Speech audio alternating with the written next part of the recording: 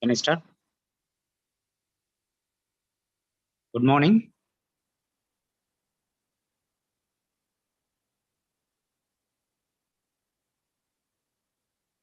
Hello, good morning.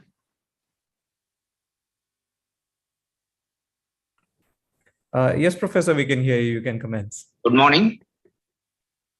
Yes. Good morning, one and all present here. My name is, hello, good morning. My name is Professor Neelamekam. Yes, Professor, we can hear you. You can commence. Good morning. Yes. Good morning, one and all present here. My name is, hello, good morning. Can we start now? Miss Professor, are you audible?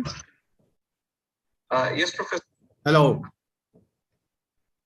Yes, sir. Hello. Are you audible? Yes, you're Yes, sir. audible, sir. You can commence. Yes. You are audible and you please continue. Please continue. Yes. Good morning, one and all present here. This is Professor Neelamekam from Computing Department, Mewar International University, Nigeria. I invite Mute. Engineer Samar Khan, Pro Chancellor Academics, Mewar International University, Nigeria, for Nigeria National Anandam. Just a second, sir.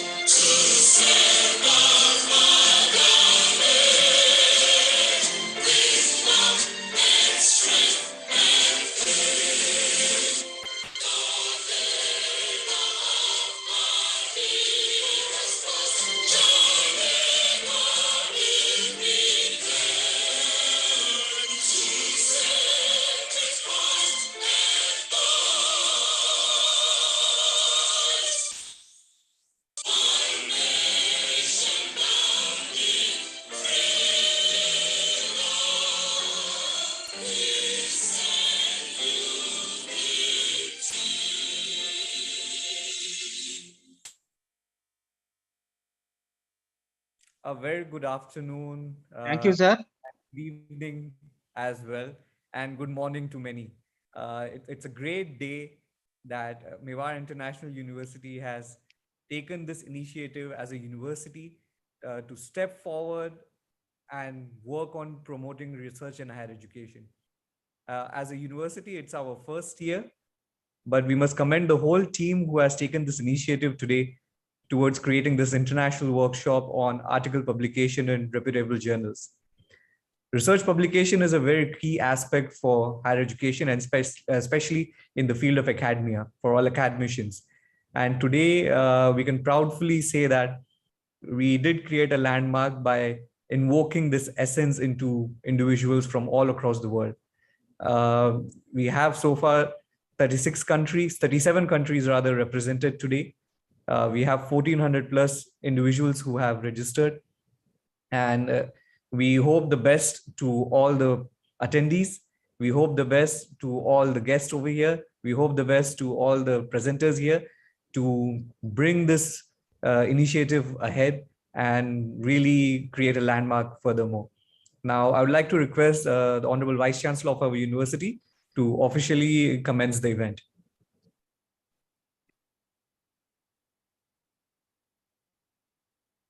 Thank you, sir.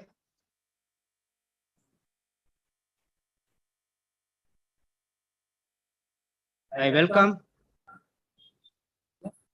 Professor Mohammad Israr,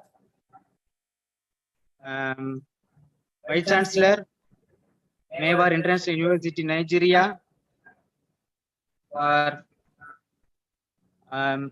program introductory speech. Thank you, Welcome, sir. Professor Ilmegam. Good morning to all. First of all, I welcome Engineer Samir Khan, Pro Chancellor, Academics, Mewar International University, Nigeria. Engineer A.S. Bello, Pro Chancellor, Administration, Mewar International University, Nigeria. Our guest of honor, Professor Dr. Abood Hamid Al Sawafi, Vice Chancellor, University of Buremi, Sultanate of Oman. Chief guest of the event, Professor Dr. Idris Mohammed Bugade, the Executive Secretary, National Board for Technical Education, Kaduna, Nigeria. The Chairman of Mewar Group of Institution, Dr. Asaf Kumar, sir. Our speaker, Dr. Sayyidina Zulfikar bin Tahir, Dr. Pester, Dr. Mutmaya, and Dr. Sovi Ganguly, and Ahmed J. Ubaid. Respected faculty members and dear participants, I, Professor Dr. Muhammad Israr, Vice Chancellor, Mewar International University, welcomes you all in this workshop. Very good morning to all present here, and thank you for joining us today on one day online international on article publication in Reputable Journal. This is our first workshop in our university. In this international workshop, total there are 1,465 attendees from 37 countries. So why is publication of a journal important? The importance of journal in academic life goes beyond providing a means for communication and a permanent record. Journal articles are the final output of most research, and researcher performance and productivity are judged largely on the number of publications as well where they appear. Mewar International University is the first Indian university in Africa. MIU, with the vision of education for knowledge, peace, and prosperity, being a blend of new and innovative cutting-edge education pedagogy situated in a surreal natural atmosphere, spread across area of 150 hectares of land. Next to the Metropolitan Federal Capital Territory of Abuja, the border of Abuja and the Nasarawa state, enabling Nigerian youth from all across the nation to reach the campus conveniently. MIU, as its academic core, provides a platform for its students to be mentored by one of the best minds from across the globe. While to build their non-curricular personnel, the university offers a wide range of opportunities such as international exchange program and internship, international language classes, special add-on lectures, and training by leading industries and leaders. Active sports activity on campus such as swimming, cricket, squash, football, horse riding, boating, tennis, and many more. We have offered three faculty.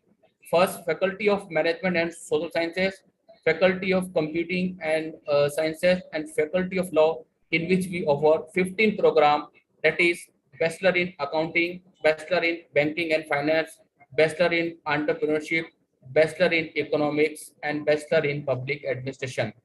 Also, Bachelor in Industrial Chemistry, Bachelor in Computer Science, Bachelor in Cyber Security, Bachelor in Software Engineering, Bachelor in Biotechnology, and Bachelor in Physics with Electronics, and LLB in Commercial and Industrial Law, Private and Property Law, Public Law, and LLB in International Law.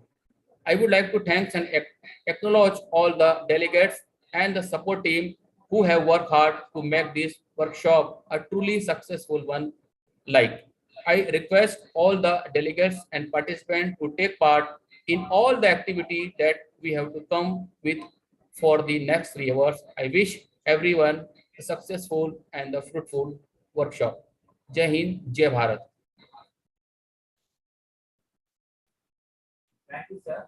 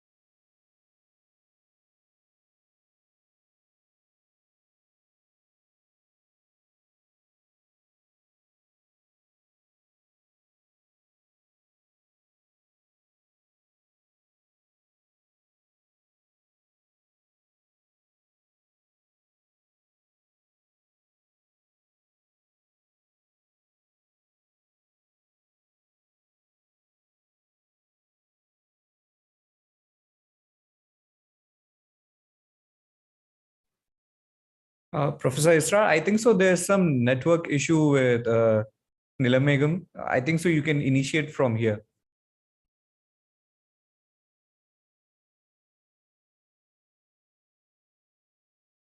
And you can introduce our the speakers who are present in this gathering today.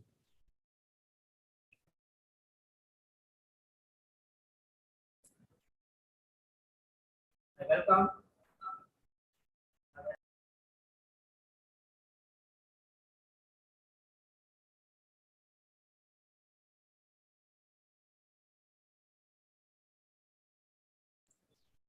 And I welcome Dr. Saidana.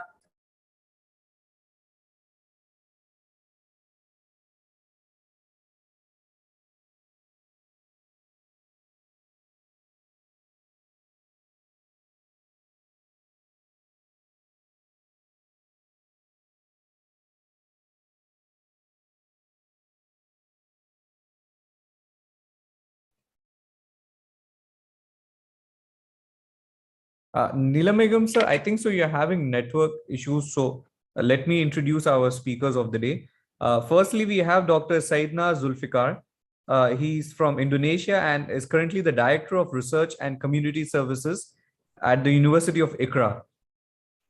Furthermore, then we have Dr. Pastor Regulus. He's the Junior Dean of College of Computer Studies in Philippines at the University of Reputable. Then we have Dr.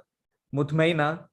She's from Indonesia. She's an assistant professor in the Department of English from University of Asaria.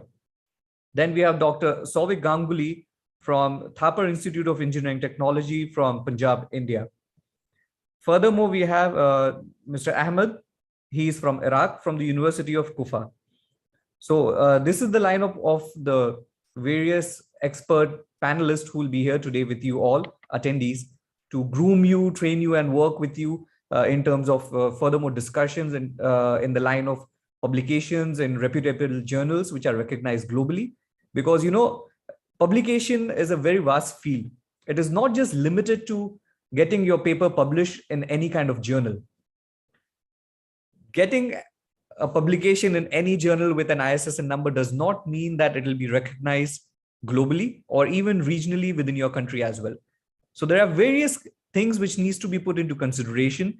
And today, that is the reason we have called up for this gathering, wherein these individuals who are from various institutions across the globe will be discussing in detail in terms of what are the critical aspects which needs to be considered in terms of having a publication done in a standard recognized journal, wherein you will be given a credit for it at the end of the day. So they'll be speaking more in detail about how, what, and what it needs to be done. Now, moving further ahead, I'll be requesting Professor Aboud Sawafi, the Vice Chancellor of Buremi University, as our guest of honor for his speech. Professor Aboud, you may commence, sir. So you need to unmute. Thank you very much. Okay. Thank you, Mr. Samer, the Pro-Chancellor of this wonderful university. I'm pleased to have participated in a small way right from the beginnings of this university, and I'm proud that this has gone a long way now. The Mewar International University participated in its first workshop. I'm excited by this opportunity, and I'm honored to be with you today in this first ever workshop, online workshop in an important topic, a very critical topic in higher education, which is article publication in reputable journals. I do understand that I have only 5 minutes, but very quickly, I would like to share some thoughts with the colleagues on the future of the main trends of scientific research publications as we go forward. Of course, we all know that we're living in a VUCA future. VUCA future, of course, colleagues who don't know this acronym, it's a volatile, uncertain, complex, and ambiguous future. All these things are changing around us in exponential pace. And the only constant thing, as they say now, is change. So the sector of scientific publication is not an exception to this. So let's look at what the future trends of the research and scientific publication is going to look like. The first one, just very briefly, is a digital publication. While printed publication will continue to exist in the years, there is no question that the trend now is going to be digital. It has been increased, especially more during the corona outbreak and the lockdowns. Second is innovation and research monetization. Most sponsors for research and publication are giving utmost importance for practical research. Research which can become innovations ultimately in the future. And I think especially us in Oman, in Nigeria, in the developing country, we need to focus more on research which will, of course, have an impact in our economies. The rise of machine-generated content is something which is coming up, and the recent developments in artificial intelligence and natural language processing has enabled now to automatically generate content at a level of similarity to human-generated content, which can be quite impressive. Fourthly, research topics with increased dependence on corporate research money, the independence of researchers in choosing their own topics is being squeezed, and so people who would fund normally would dictate the sort of areas they would want to research to be carried on, and especially if it's going to be funded well. New path to integrity. The last decade appears to have caught many academic publishers by surprise. The rise in the number of alternative ways to access research, combined with the falling confidence in the research integrity of much of the work published in many traditional journals, has produced a seismic shift in the industry. And we have to effectively respond to these changes, otherwise we'll be left behind. Also, the move towards open access. This is a worldwide movement to open access. Access is a very simple concept. It grants access to published articles without subscription fees, and this trend is growing fast in the world. I'm sure our international universities, it's a young university, will capitalize to all these advantages and opportunities which will come into fruition in the near future. Again, thank you, Pro-Chancellor Mr. Samer, for this opportunity. I'm honored, as I said, to participate with you, and I wish this workshop all the best and look forward for continuous participation with you. Of course, mostly important, one of the important things I wanted to mention is that research has to go hand in hand with the vision and the mission of the institution. And I'm sure the colleagues would be in the near future busy crafting two important aspects. Thank you again, and look forward to seeing you in the future. All the best. Thank you very much, sir. Really insightful of you as always. Really appreciate for you to take time and be here. Now, next in line, on behalf of Professor Idris Bugaje, who is the Executive Secretary of National Board of Technical Education in Nigeria, we have Dr. Hatim Koko Musa on his behalf here. So we'd request Dr. Hatim to have speak a few words on behalf of NBTE Secretary. Dr. Hatim, you can unmute, sir. Okay. Hello, good morning, everyone. I hope you can hear me. Yes, sir, we can hear you loud here. Yes, thank you for the opportunity. I represent Professor Idris Muhammad Bugaje, who is an Executive Secretary, National Board for Technical Education, Kaduna, Nigeria. We are grateful with the opportunity from the research community like Mewar International University. Although it is the first time we are holding this kind of workshop, we know it is going to benefit many of our key stakeholders, particularly in polytechnic education in Nigeria. So our major concern is to encourage participants to take advantage of the manner in which article publications are found in reputable journals worldwide. We know publication is now a major component of university polytechnic promotion for particularly academic staff. Therefore, reputable journals are important that seek to promote innovation, research, and some may even guarantee access to funding in such a manner that we continue to grow our educational sector for the betterment of the future and the world in general. Thank you very much for the opportunity, to talk at this all-important workshop for Mewar International University. Thank you very much, sir. I really appreciate it. Just to let our international attendees be aware of what NBT is. Right in Nigeria, we have Ministry of Higher Education. Under that, we have universities, and then we have polytechnics. So under for the universities, it is the Nigerian Universities Commission, which looks after all the degree, postgraduate, and PhD programs. And then we have the National Board of Technical Education, who looks after the certificate, diploma, higher national diploma programs. So NBT is the apex body in the country, which looks after creating the curriculum, training, and everything in depth related to diploma, higher national diploma, and certificate-oriented programs. So it was a great pleasure to have representation of the concerned body over here. Thank you very much for your kind time to be here, to have a voice heard. Now, I would like to request Dr. Ashok Kumar Gadia, the chairperson of Mewar Group of Institutions, to speak on behalf of the group.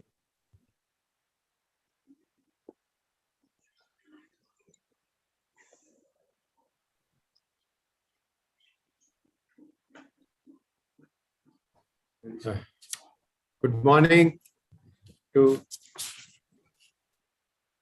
all who are participating in this seminar. Morning, sir.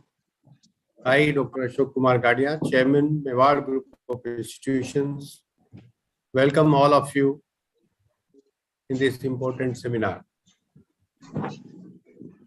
First of all, I congratulate Mr. Samir Khan and the other officials of Mewar International University, Nigeria, to organize a one-day online seminar on a very important topic, that is how to write articles and papers so that it finds place in most reputed journals. This is for all academic institutions and the professors working in the academic institutions.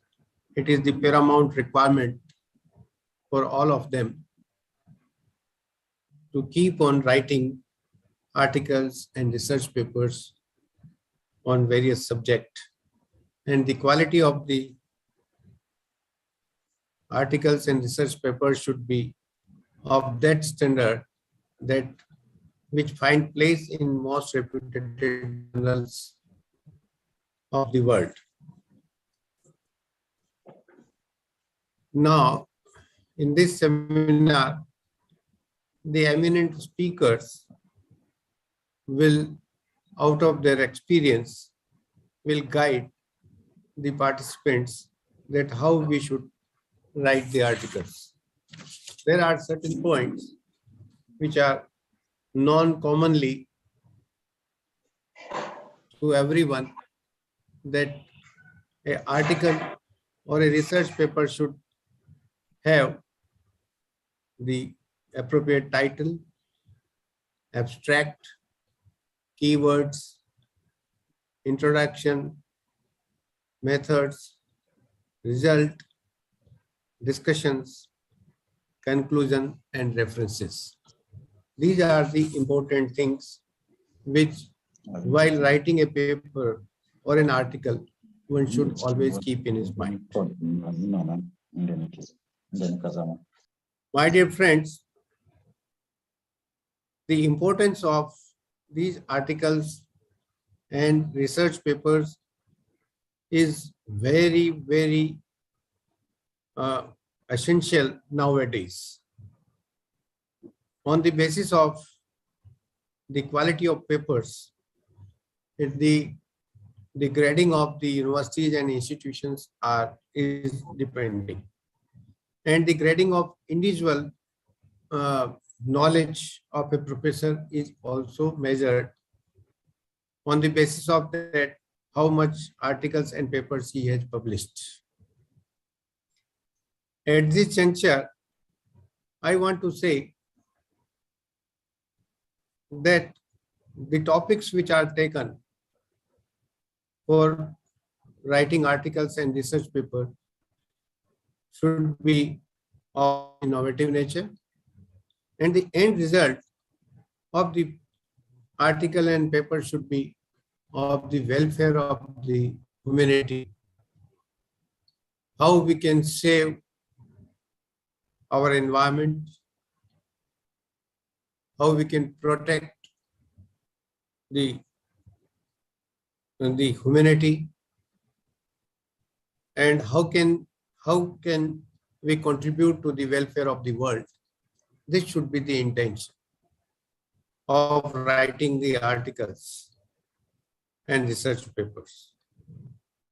More of that, I want to insist that all the research community who are engaged in writing of articles and papers should keep in mind that the net result of our article should be able to solve day-to-day problem of the world and human beings. Then it will become useful for all. I once again congratulate all the participants, and I wish the success of this seminar, and I feel that with the conclusion of this seminar, the researchers will get good knowledge through which they can write good papers. Thank you very much. Once again, Jai Hind, Jai Bharat. Thank you very much, sir, for your enthusiastic words to all the participants and the speakers here.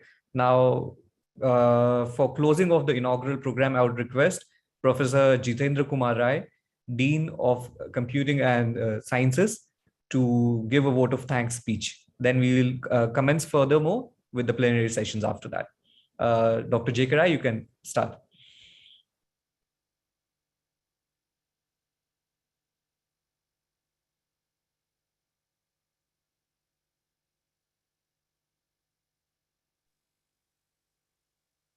Yeah, thank you, Samir sir. It's a very great occasion for any university or any institution when we come in a public forum to show us our capacities, to show our integrity, and to show the global community also what we are doing here. Today's seminar or workshop, you can say, is article publication in reputable journal. For any researcher, the research work is the key to any academia to get it forward. And apart from that, anything when you are doing great, it must be published for the sake of people who can know it. So in that sense, the topic what is taken up here is very appropriate for those not only who are newcomers, because sometimes it happens that many times we publish a lot of publications, but in those publications, we hardly get any essence of use. So any publication which is going to be in a reputable journal, because it's the usefulness of that material. So repute of the journal itself is being established because of that reason, that we are bringing a good publication with a very hard work bringing up there. So with these remarks, simple remarks, I don't want to take much of my time. Let me thank first and foremost the chief of guest of honor at this occasion, Professor Abud Al-Sawafi, Vice Chancellor in that Oman University. And I can be grateful, sir, because you got a time which is not even matching with the timeline of our own organizational activities. You took time, you gave us a very remarkable presence here. I'm thankful to you. Then Professor Idris M. Bugaje, we are really thankful, sir. On behalf of you, we got a lot of inspirational words. So we are really thankful for that. Then the Professor Ashok Kumar Gadiaji, you have always been an inspiration for all of us who are working here in Mewar International University, as well as the Mewar Group of Internet institutions. So in that sense, all three of you who are dignitaries at this moment, at this occasion, I'm really grateful to you. Now my thanks to all these participants who are globally coming for this occasion, not only participants, but the key speakers also who are going to present their work in a sense that can motivate our newly joining all researchers in our different institutions throughout the globe. I'm really thankful to you all. Finally, I'm thanking Engineer Samir Khan, Engineer A.S. Bello for that two pro-chancellors we have for our Mewar International University in Nigeria. Your immense hard work and every time your thought-provoking, inspirational words is just making everything to make us accomplished. Then Professor Neil Megam, as you took up all your charge to start this occasion, I'm really thankful to you. And then lastly, the convener of this program or the occasion, Vice Chancellor of Mewar International University, I'm really grateful to you and thankful to you all. Thank you very much, sir, for your all supports and every useful words for us. Thank you all. Thank you very much.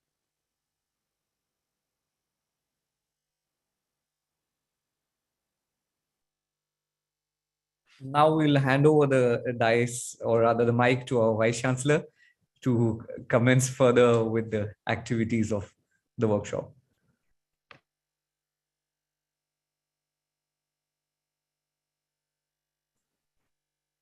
Now, I would like to invite Dr. Sayyidina Zulfikar bin Tahir, Director of Research and Community Service Institution, University Ikra Guru, Maluku, Indonesia. Please.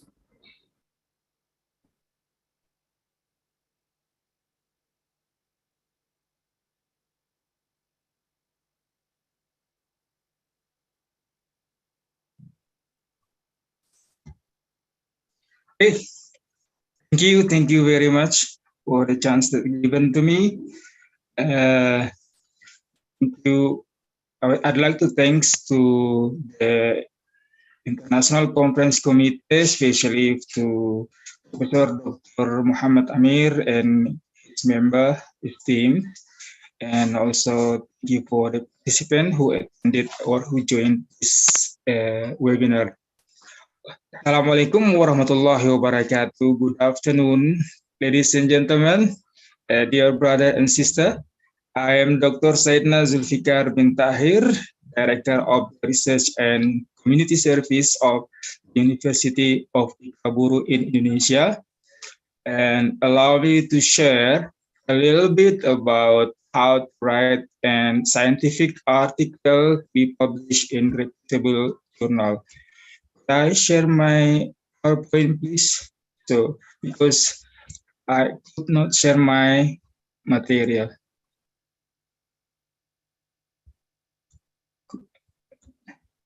Sorry, of Muhammad Trar.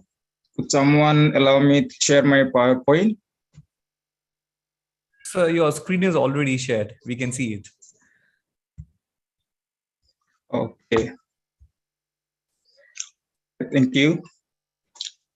I think in writing, most of us or all of us already know how to write, especially a scientific article, because we all came from the university or the institution, educational institution. So in writing the article or scientific article, we are expert in this field. And in this occasion, I'd like to share about how to write a scientific article. And my topic, I start from research trend, or we know as research paradigm, or sometimes we know by paradigmatic use. Well, of course, in writing the article, we have to aim from the problem base, so we can give some solution for the problems that occur in our society or in our real life. So this paradigm lead or guide the researcher or the writer start and to end with the writing report of his result. So some of us will start by describing or knowing or verification or explore or design and develop. So this is the paradigm that in research that we have to use in our perspective, but we have to use the procedure in collecting the scientific data, that the data or the phenomena should be rational, empiric, and systematic and replicative. Rational, it means that we don't need to observe or to research some rational things, and empiric that we can feel, we can know, we can test by our sense. And systematic, it means that we have to follow the procedure of scientific. Replicative means that the result came from our study could be duplicate by another researcher. So based on the report writing, we know as a publication, it can be divided into non-research article and research article. Non-research article sometimes came from review of the article or review of the book review, or library research. So this is called by non-research article. While what we conducted based on the research procedure or scientific procedure will rise what we call by research article.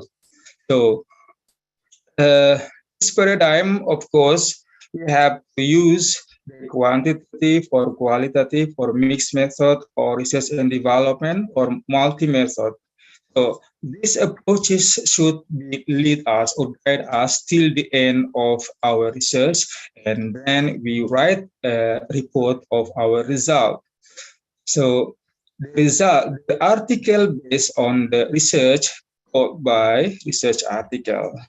So this is just previews, just to refresh or to repeat our mind about how to write an article. Well, in writing an article, we'll give some to simplify. I will use some little analogy about writing an article. Writing an article like we apply to marriage a girl from a rich family. So when we would like to write, we have to ask ourselves, who am I, who I am, what my education background, my track record, like Orchid, and my high index in Scopus or another indexes. And then what is my competence, my expertise, my field of expertise, and then whatever I wrote about something that published in reputable journal, and what about my book? It means that we have to realize that our competence.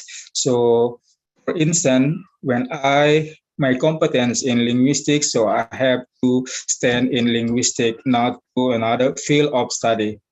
And after that, we have to know the willingness of the candidate in law. So it is a small analogy to make us realize how to write an article, scientific article. Why? Because scientific article, the reader of the scientific article is most expert than the writer.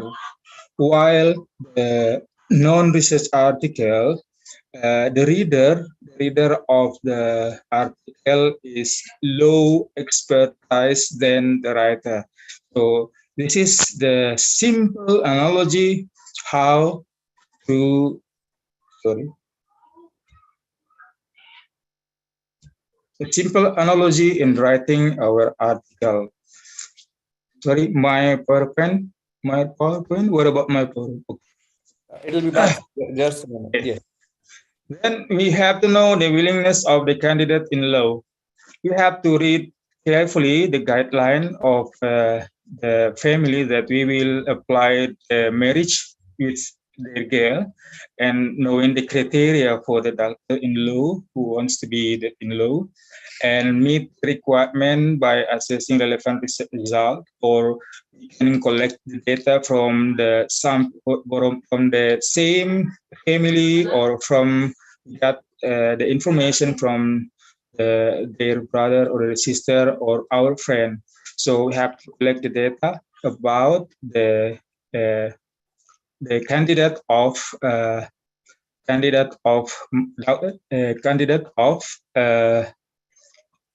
family, big family or rich family or reputable family. And then we declare that we have to declare that we are intended to marry his daughter. So this is the simple analogy to make us realize that in writing an article, we have to imagine, or we have to make our plan, like how to marry a girl from a reputable family or rich family. So this is the simple analogy for us.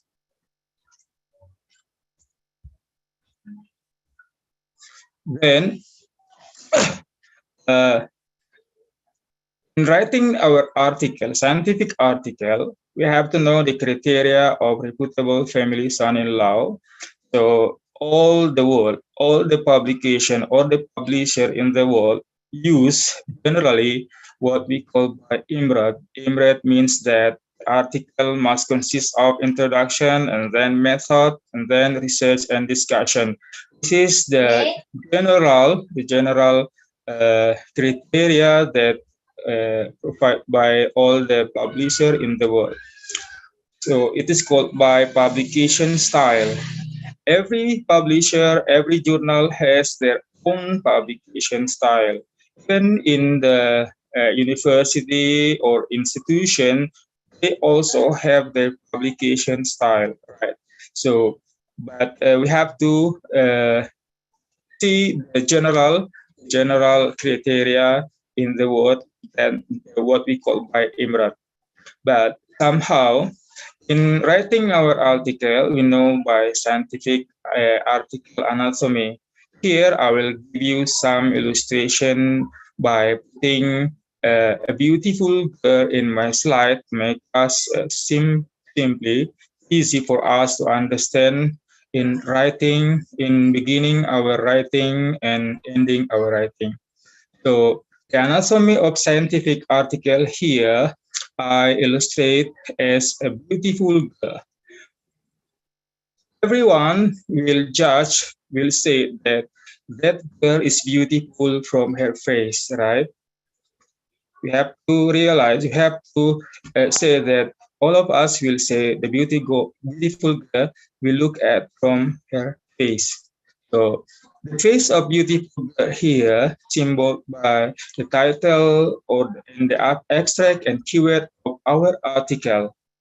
When writing our article, we have to make our title abstract and keyword beauty like a beautiful girl here, because the beautiful title and abstract will make the reader interested in writing more and more about our article. So the title of our article must be interesting, must be sexy and concise. Some journal will require about 11 word, not more than 11 word. The short title is a good title. It doesn't mean that we have to write our title longer. So word is the short word of our title is 12 words. So the title also describe about our novelty or our innovation from our research result. And then here I will give from the face until the feet of the beautiful here by introduction. In writing the introduction of our article, we have to explain from the head of beautiful girl until his feet. So in the introduction, we have to write about the background, why we climb her as a beautiful girl, and then we give some scientific justification by giving some reason and or cases, and then we try to find a gap from this picture of beautiful girl. Is there other gap of his beautiful when we compare with another girl? And then benefit of describing this beautiful girl, and also the contribution and or the output from our judgment, our claim from this beautiful girl. So when we describing or in our writing from the head till the foot of this beautiful girl, followed by introduction here. And next about literature review. Literature review here, it is symbolized by the soldier that we stand for with our theory, our previous related finding. If we have a grand theory used in our writing, we have to put in our soldier, and then flow of thoughts of scientific event. So this is the soldier indicate the theory of refuse related study that we will put in our writing. So, and then the method. Method here indicated with stomach. The stomach is the place to produce something. So here I put the method in the stomach because in our stomach, in the beautiful stomach, will produce something further. So in this method, we have to write our design and object or subject, and then procedure in collecting our data, and then the instrument we use in writing, and then technique of data analysis. We don't need to put it longer, but we have to put it. We have to explain it briefly. And then the five thing is result and discussion. Result in discussion here symbol of something that I would like to mention it, but we have to know that result is the place of something that we produce. So in result and discussion, we have to write about our core finding, and then data interpretation. We try to elaborate code data with theories or some previous related findings. So this is the result, and we discuss it. And then the 5A conclusion, we try to give some hypothesis proving, then method advantages and disadvantages, and then potential and suggestion. While the last thing is the feed that we have to stand with our writing. Here we have, of course, we use some references, and of course we use the required style by the publisher or the journal, such as the APA style, American Psychology Association, or EMELA or ISO style, etc. So this is the anatomy of scientific article that we have to follow in writing our scientific article. Next, about the article, I explained before that the title must be sexy, must be short, and then describing our novelty or our innovation that came from our research result. And don't forget to stand in our scope, our field of study, and then relevant to the research problem. Sometimes the good title of the article is sexy and short. If, in here in the left side, I give a simple example of less innovative and good title. For instance, here, the student mathematics literacy analysis in the thematic learning curriculum 2013. So the good article, the good title of the article could be changes into mathematical literacy model.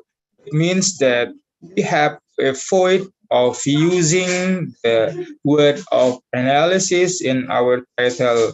Why? Because all the writing, all the research must be analyzed, such qualitative or quantitative. So avoid of using the word of analysis in our title. Try to give or try to change the word analysis into a good one, like using model or another. So this is about the article title. So if we have a novelty from our research, for instance, when I conduct a study about blended learning in the remote area in Indonesia, I found that the model, the appropriate model to be implemented in Indonesia is multi-blended learning. So this is the new one, the novelty or the innovation of my study, and I put in my title my innovation. For instance, multi-blended learning in remote area.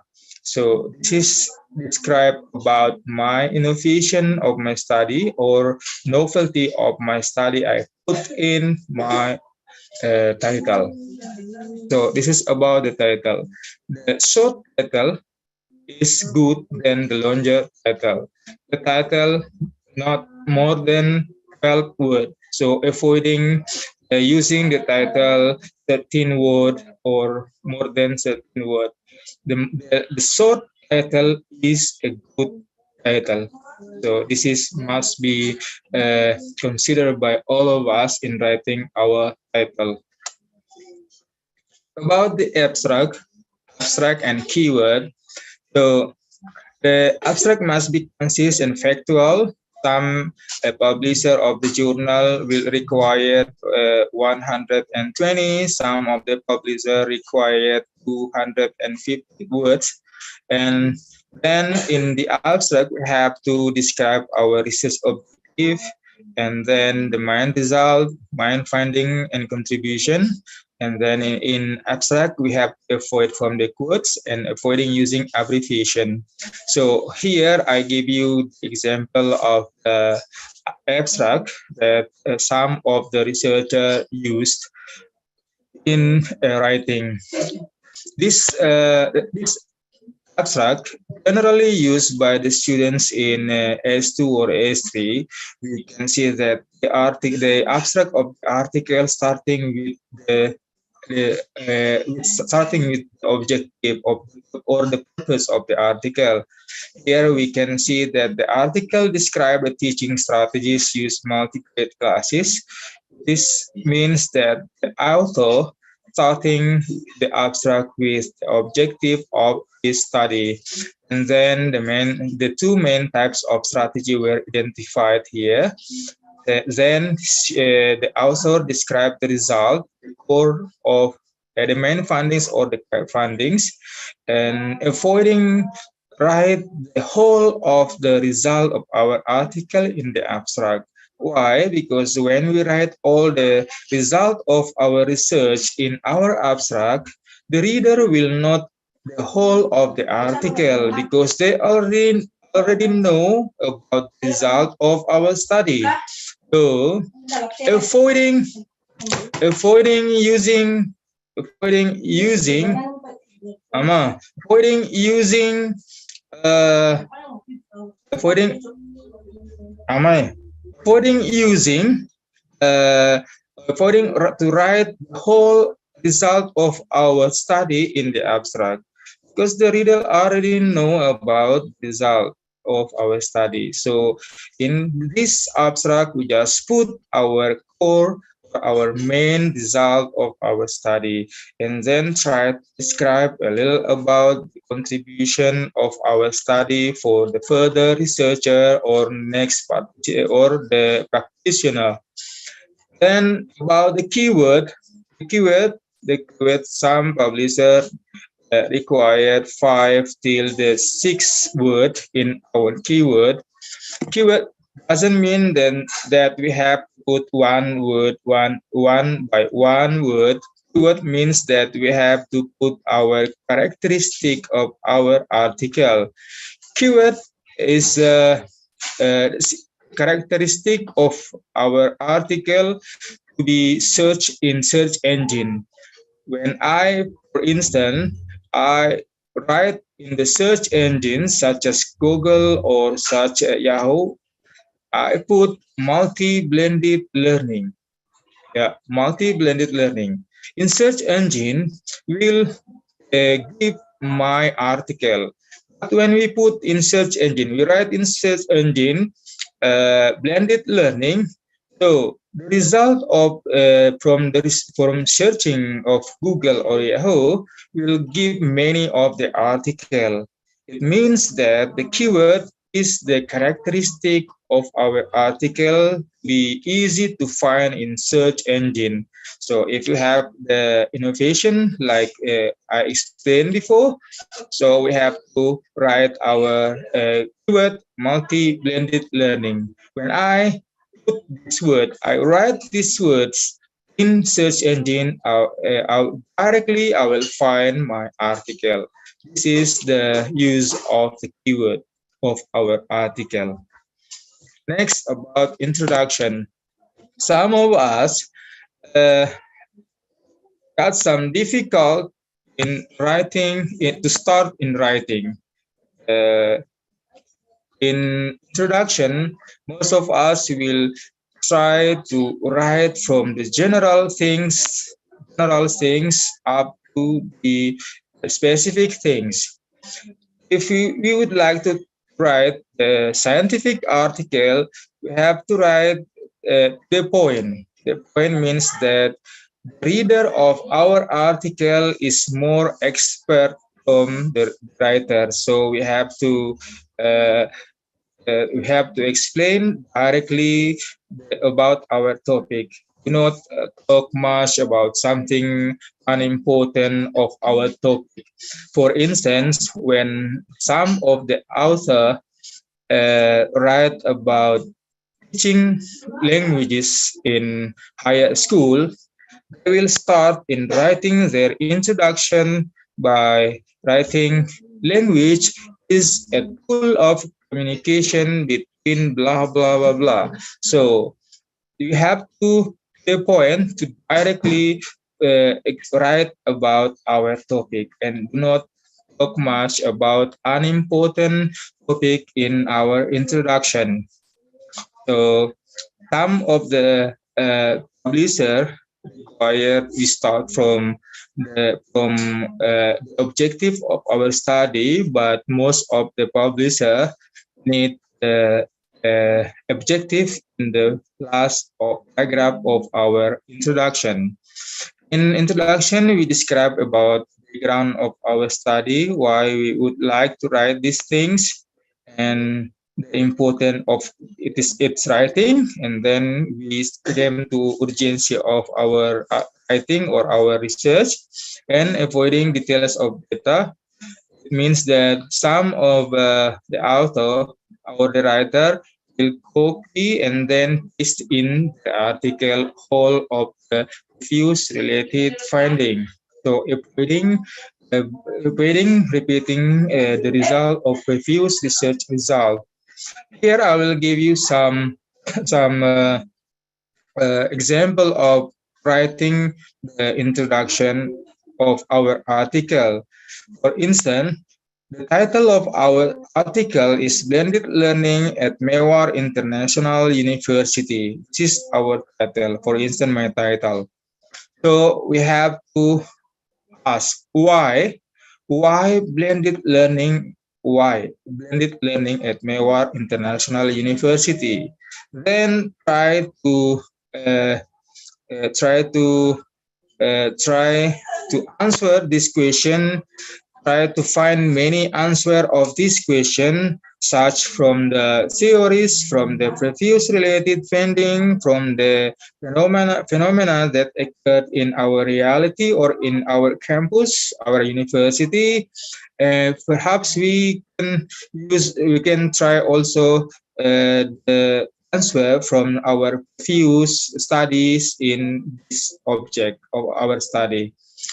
So here, for instance, I find some answer of my question why blended learning.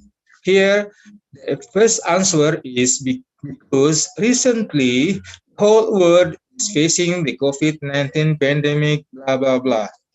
Second answer is because some previous related study indicated blah blah blah. And the third answer is because based on the preliminary study or my previous study, my first study at Mewar University, blah blah blah. This is the sample of my answer. Then deleting the word because, then deleting the word because of from all the answer. Directly, all the answer will the answer will manage well as our introduction. So when I let the word because, my first paragraph will sound like recently the whole world is facing the COVID-19 pandemic, then up to the end of paragraph.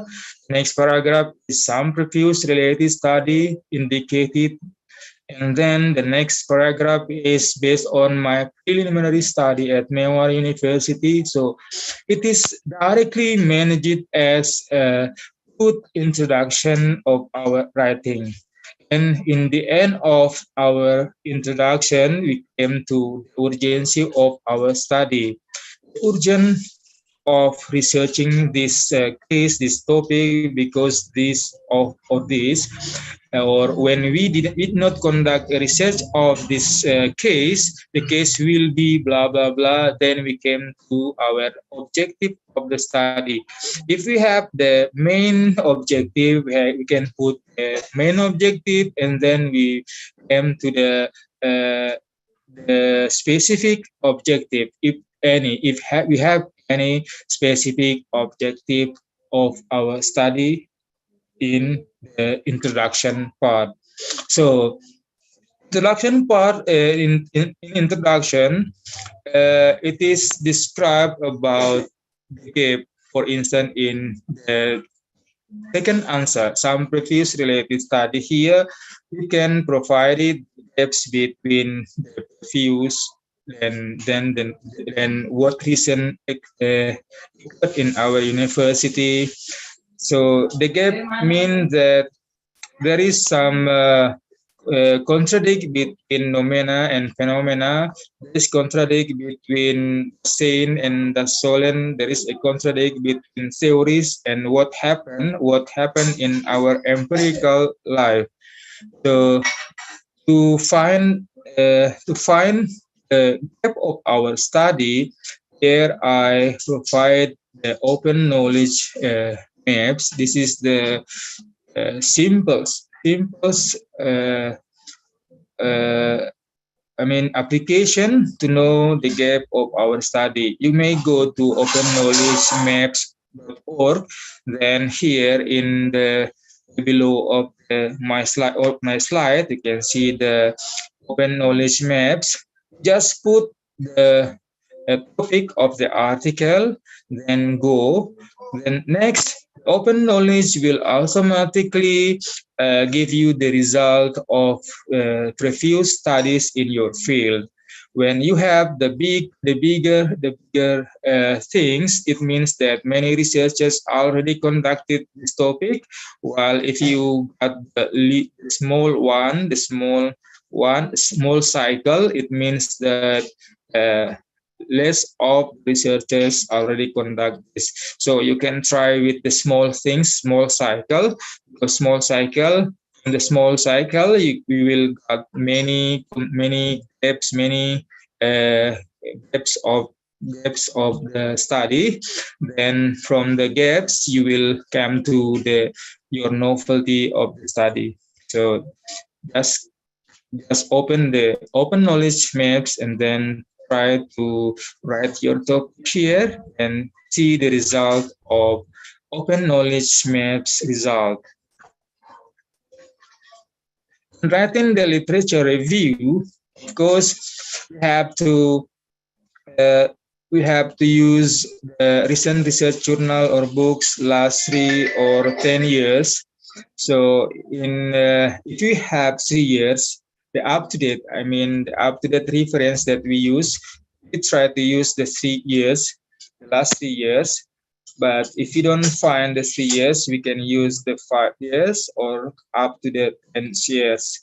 But when we try to use an old one of references as the trend theory of our study, it's okay, but most of the references used in our article must be up-to-date reference came from the journals or book.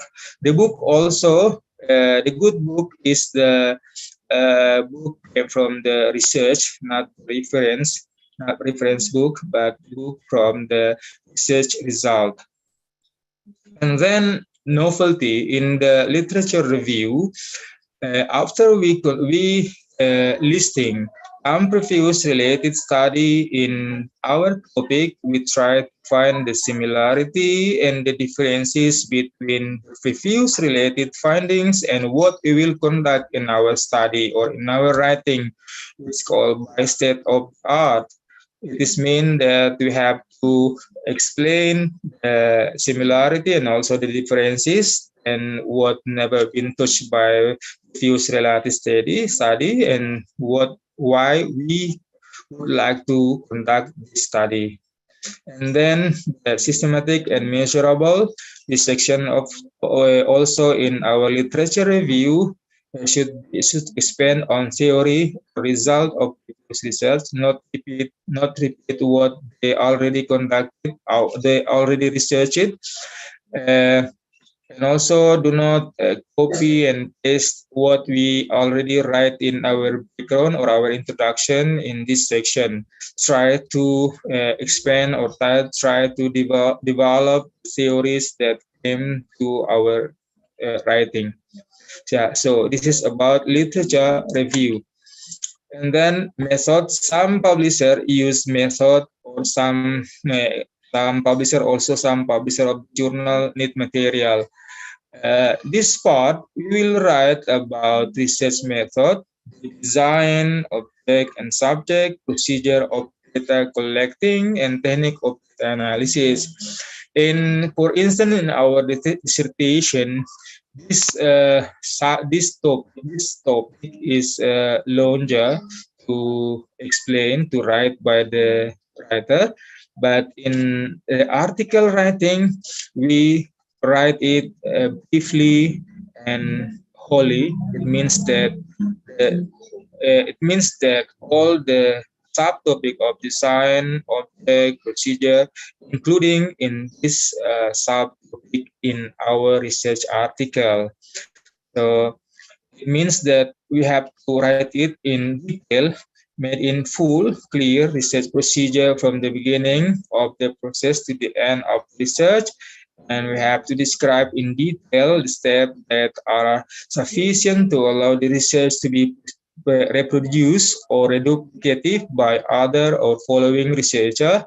And then published method must be indicated by reference only relevant modification. So when we use, for instance, the design already published by, for instance, by Dickey and Carey, so we have to refer to the reference. But when we already modify, we have to explain also the reference, the source, and also explain that this source, this design already modified by the writer. So this is our material. And result in discussion, some of author, they usually you write about write in library research or article review or book article review. So in writing the result, research article, they will write like writing the library research. So in this part, result and this discussion, we will find some author, they directly discuss about theories. Theories, they didn't put those theories in the literature review, but in the findings and or result and discussion, they discuss some theories. So this is because they usually write library research. But when we write a research article or scientific article, we have to aim with our result. For instance, when we when we employ the observation and questionnaire or interview in our studies. So in this part, we have to present the data gained from the observation, the data gained from the questionnaire, and also from the interview. Then we try to elaborate the findings, those core findings from our data with a few related finding, and then we try to conclude or summarize based from the author perspective. So the research result must be concise and clear, of course. The discussion should explore the importance of the result, not repeat them. And result and discussion sections can be also be combined into one sub. It means that some journal require the result in other part and discussion in other part. Some of the journal they require result and discussion in one part, and then avoiding extensive citation and discussion of published literature. So try to be focused in our result and then try to drawing our conclusion. Yeah, this is the result and discussion part. And then about the conclusion of our article. So we have to write the main conclusion of the study. It can be presented in brief conclusion section, which can stand alone or from a subsection of the discussion or result. And discussion section, it means that when we discuss something in the subtopic of discussion, uh, then the author summarize the discussion, the finding. The author summarize the data. Do not put those summarized in the conclusion section. And then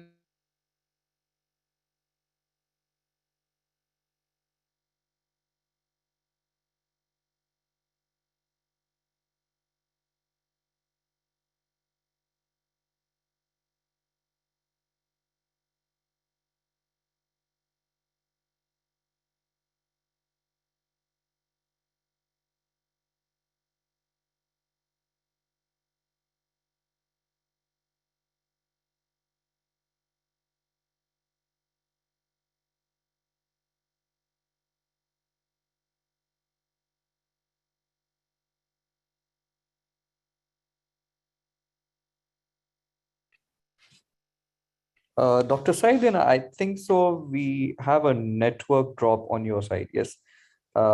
It seems he had a network failure or something. Professor Israr, I think so. You can continue ahead.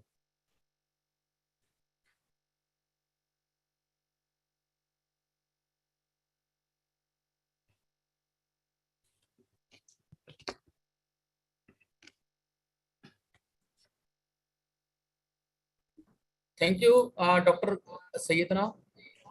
Now, I would like to invite our next speaker, Dr. Pastor Douglas, Dean of College of Computer Studies, University of Public Health System, Delta, Philippines.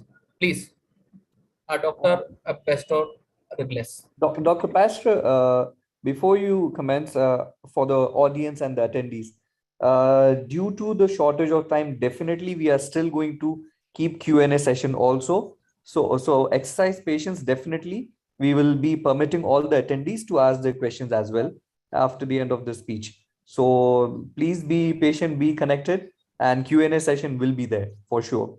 Pastor, you can continue, please, sir.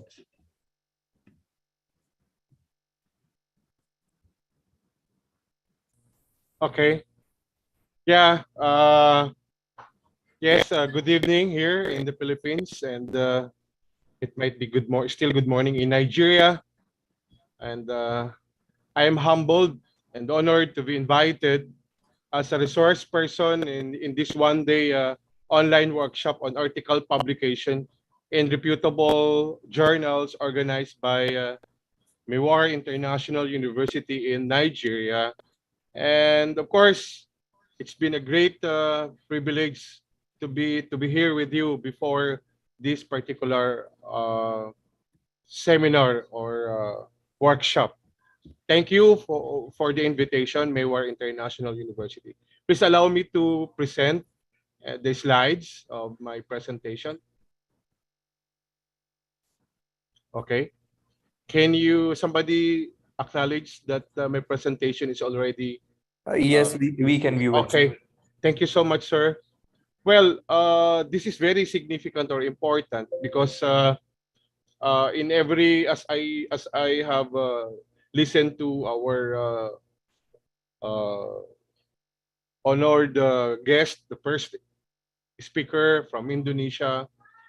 This is really a very good presentation because all these research articles, writing of research articles in any field of study should actually go with that particular standards, including, of course, the research process with software development with hard and soft computing approach. So I've been a software engineer for many years before I landed again to academic industry, and I know significantly how the standards works in terms of software engineering or software development. And that's why this process in the industry would also be the same process in terms of developing a research project in capstone or just even in applied or in developmental research like in information technology and computer science. Now, again, I am Pastor Aguilas Jr., the Dean of the College of Computer Studies of University of Perpetual Health System Delta in the Philippines. So the presentation outline that I have here with me is just composed of the software development process, the ISO 25010 of year 2011, and the CMMI. So these are the three important things or the important and significant things that we have to really understand on how we could actually work with a standard process of software development and to embed it to research. Now, the software development process before that is to discuss what's exactly the difference of the hard and soft computing. So the soft computing, it could be computing model developed or involved to resolve, of course, the nonlinear issues that involve unsure, imprecise, and even approximate, solutions of a tangle. So these sorts of issues are actually a short, square measure thought of a real life issues wherever the human-like intelligence needed to resolve it. It's more on business-like approach. And the hard computing deals with, of course, the binary and crypt logic that needs precise input file consecutive. So it defines on different actions to be done, just like in mathematical model, in algorithmic rule, or in some other ways of applying algorithms for that matter. So that the software development, it's just a way on processing a framework in terms of providing the structural plan, that the control of the process of developing information system, and it's a wide variety of standards that use in terms of framework over the years, and it's been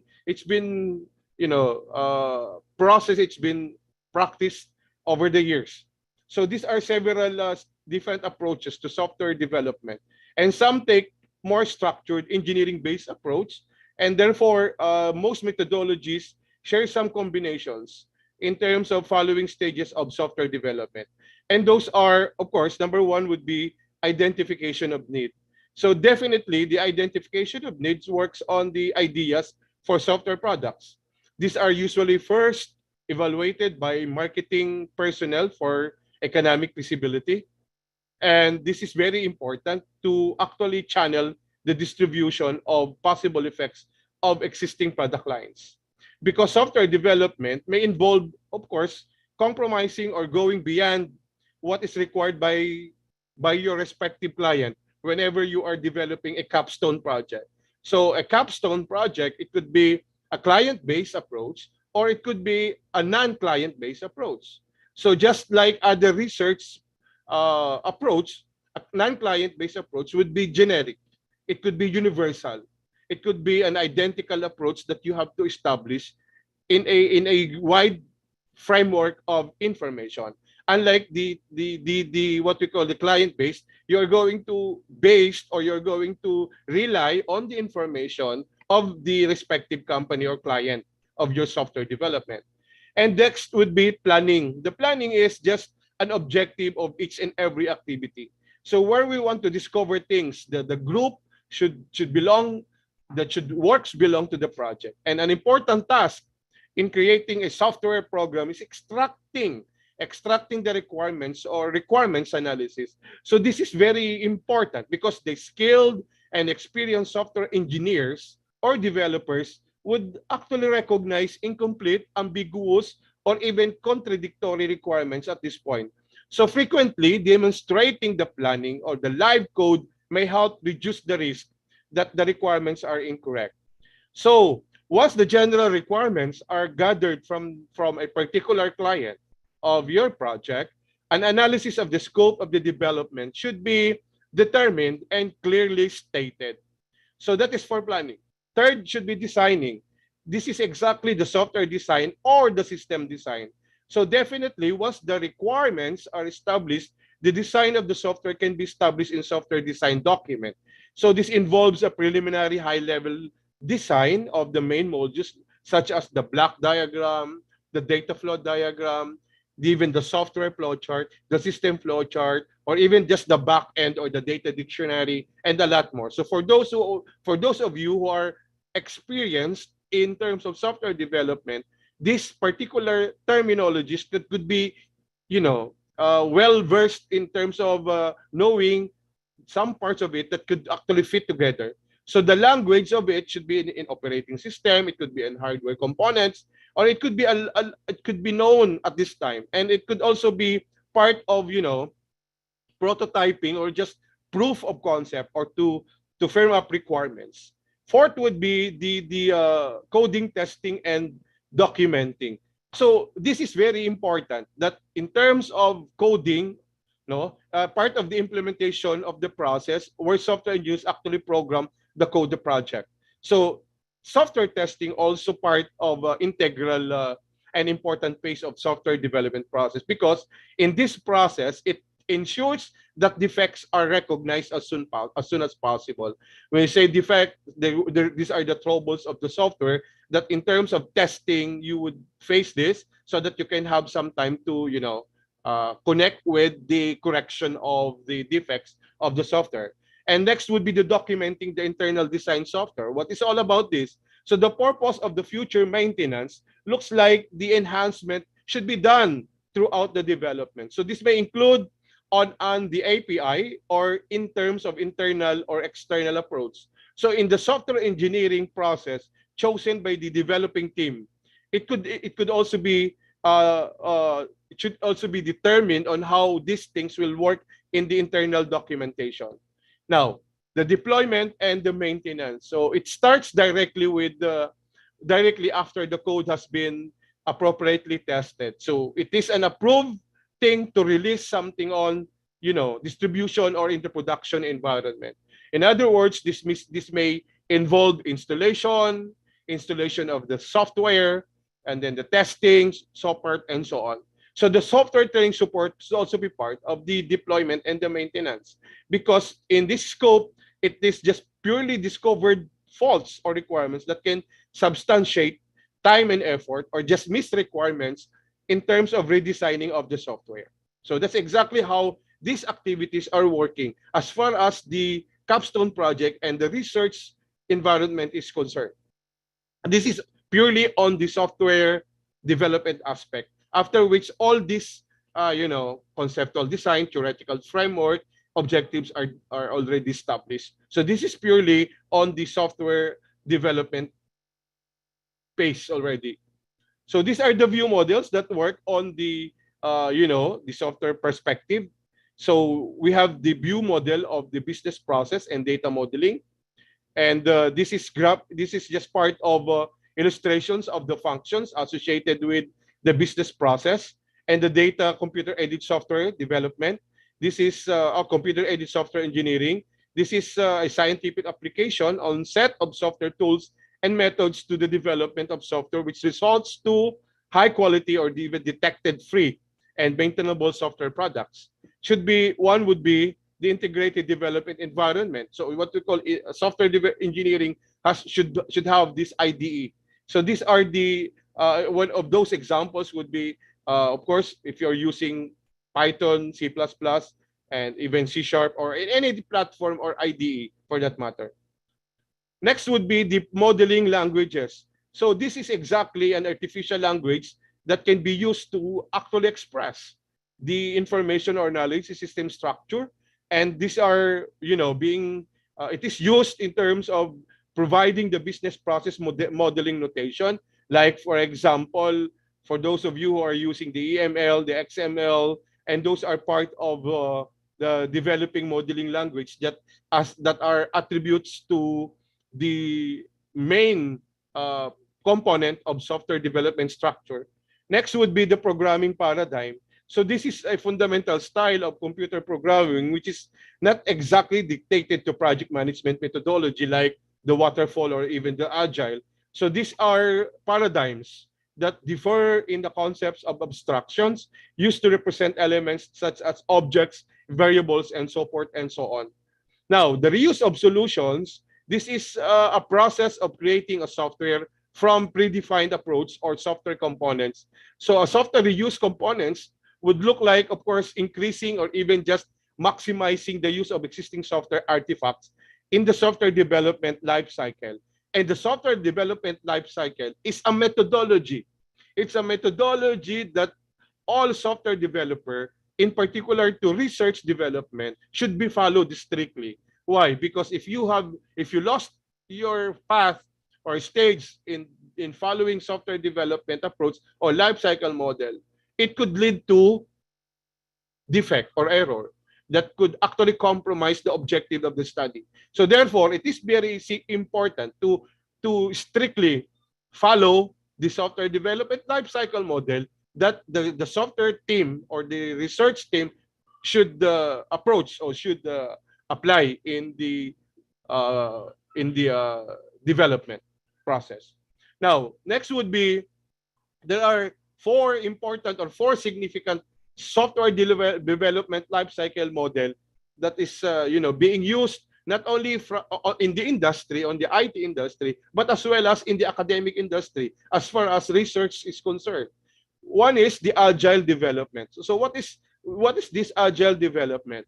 It is only just composed of four or three phases that just overruns to minimize risk, such as bugs, costs, overruns, and changing environments. So when adding new functionality in all agile methods, teams develop a software iterations that contain mini increments of the new functionalities. There are many different forms of the Agile methodology. It could actually include Scrum, or just Crystal, or extreme programming, and even the feature-driven programming. So what's the advantage of using Agile? So the benefit of using Agile approach is that it allows software to be released in iterations. And it means that when iterative releases to improve efficiency by allowing terms and fix the defects, as I have mentioned a while ago from my previous stages, or previous slides, removing of defects are really important, so that they could actually allow users to realize software benefits earlier and with frequent incremental improvements. But the only disadvantage of using this is that it looks fully complete, or it just looks like lack of documentation that they need to get up to speed. Just like rapid application development, it needs manpower that should have a good understanding, skills as far as development or software development is concerned. Because we only have 3 stages, so therefore it should be fast-facing stages. Next would be the DevOps development methodology. So the DevOps development methodology is focused on improving time to market, in lowering the failure rate of the new releases, shortening the lead time between fixes. So there are companies that use DevOps methods, or even the research teams use the DevOps, that actually benefit by significantly reducing the time to market, improving customer satisfaction. It is very important that in research, we have to focus on customer satisfaction. Whenever you have this particular customer satisfaction, there is a big probability that the development of the product itself would actually be implemented or used. And of course, the product team will have a successful product or successful research project output. So only the consequence of this is that some customers don't want continuous updates to their system. And definitely some industries have regulations that require extensive testing before a project can move to the operations phase, and so forth and so on. So, and also some of the end users in the company doesn't like, do not like or do not want to use the DevOps, because it's just a continuous update of technology. And for those who are not techie, for those who are not technology oriented, definitely they will hate to use the DevOps, because DevOps should allow, or rather allows, the development team and the target customer, or the target user of the project, with of course human pipeline of it.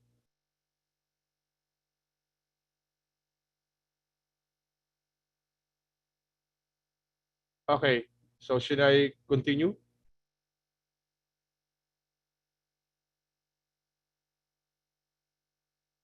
Okay, so I will continue, and then we'll proceed with the next stage, which is the waterfall methodology. So this is the most traditional approach of software development. Why?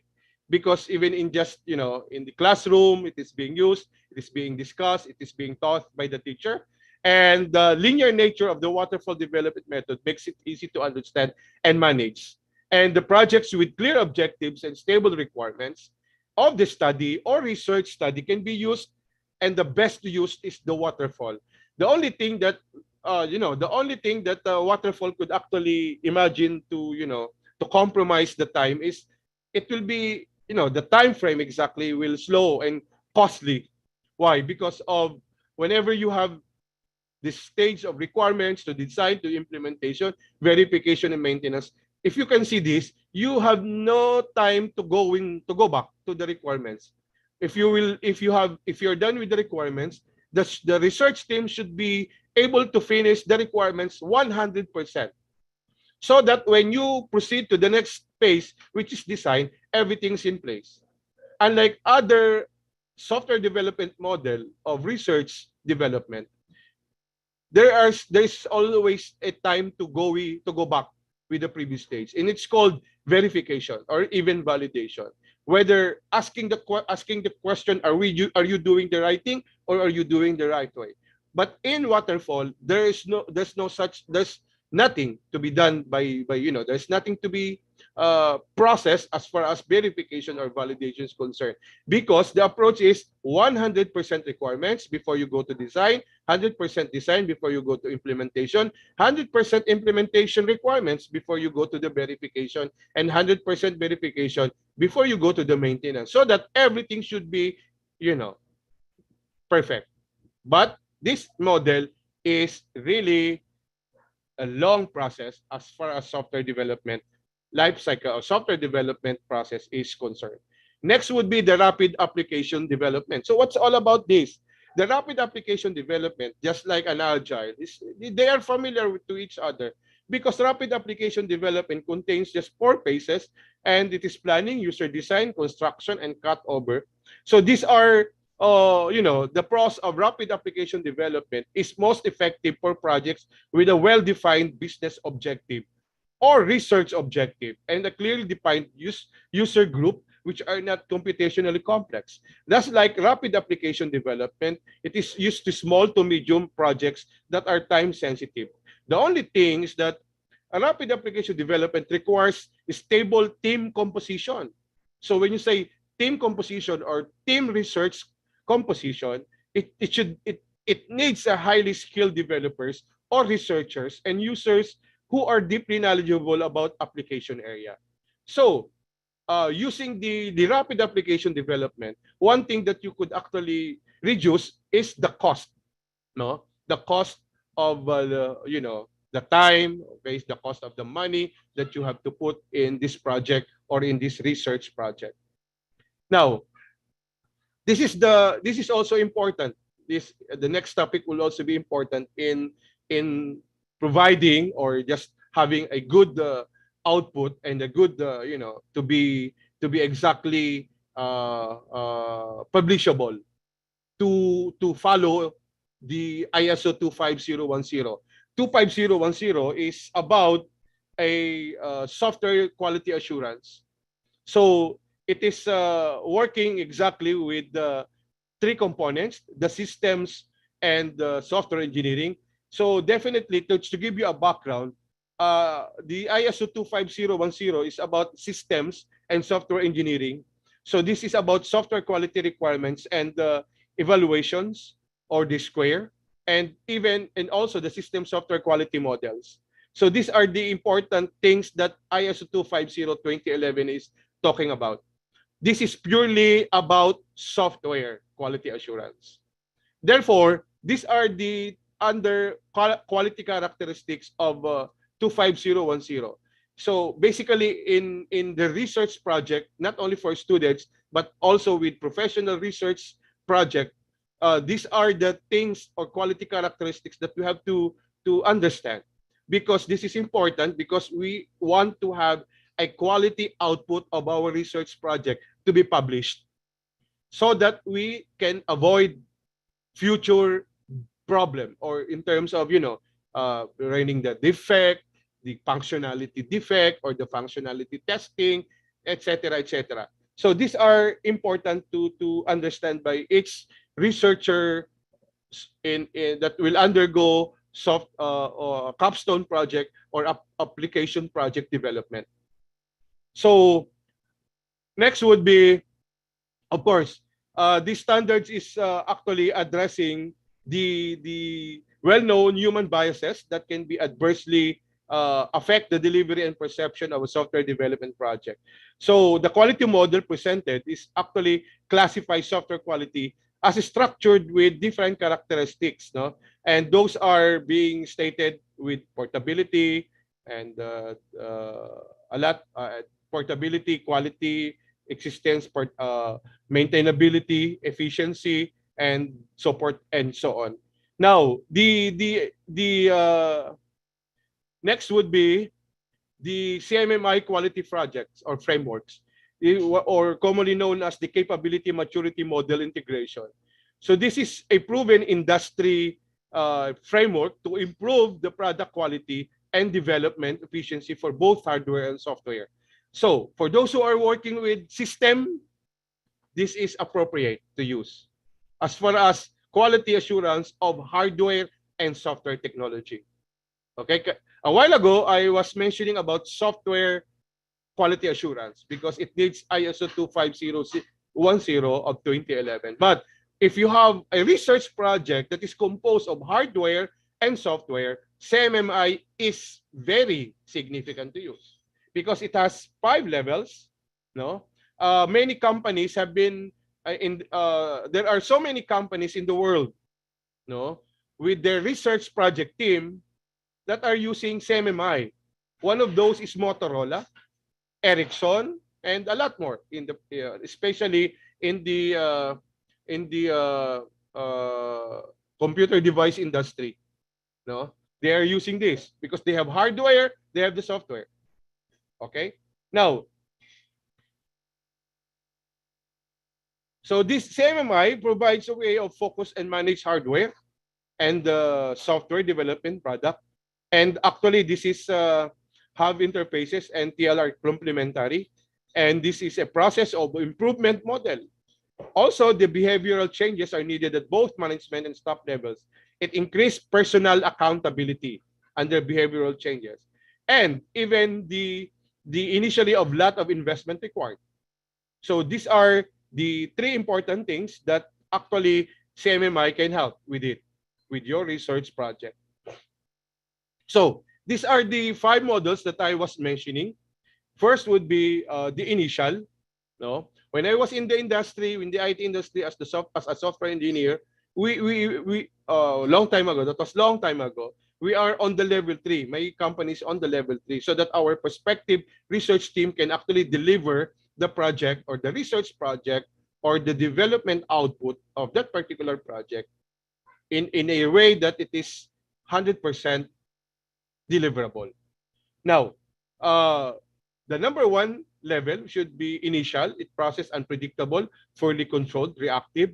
Should be number 2. Level 2 is process or unplanned, documented, performed, and monitored exactly and controlled the project level. The 3rd level should process our well characteristics and understood the process standards, procedures, and support, and so on. The level 4, it process exactly the controlled of using a statistical and other quantitative techniques. And number 5 should be process performance continually improved through incremental and innovative technological improvements. So these are the 5 levels of maturity as far as the capability maturity model integration is concerned. Why? Because they are performing standards approach in providing a high quality hardware and software product. This is very important as far as process of research project is concerned. And these are definitely the process areas of CMMI. In terms of initial, or it's composed of project management, engineering, process management, and support. Even if it is just technical in nature, it works exactly on how each stage can provide a quality and efficient technology in system and hardware technology. Okay, I think that's all for my discussion. Thank you so much, sir. Back to you. Thank you so much.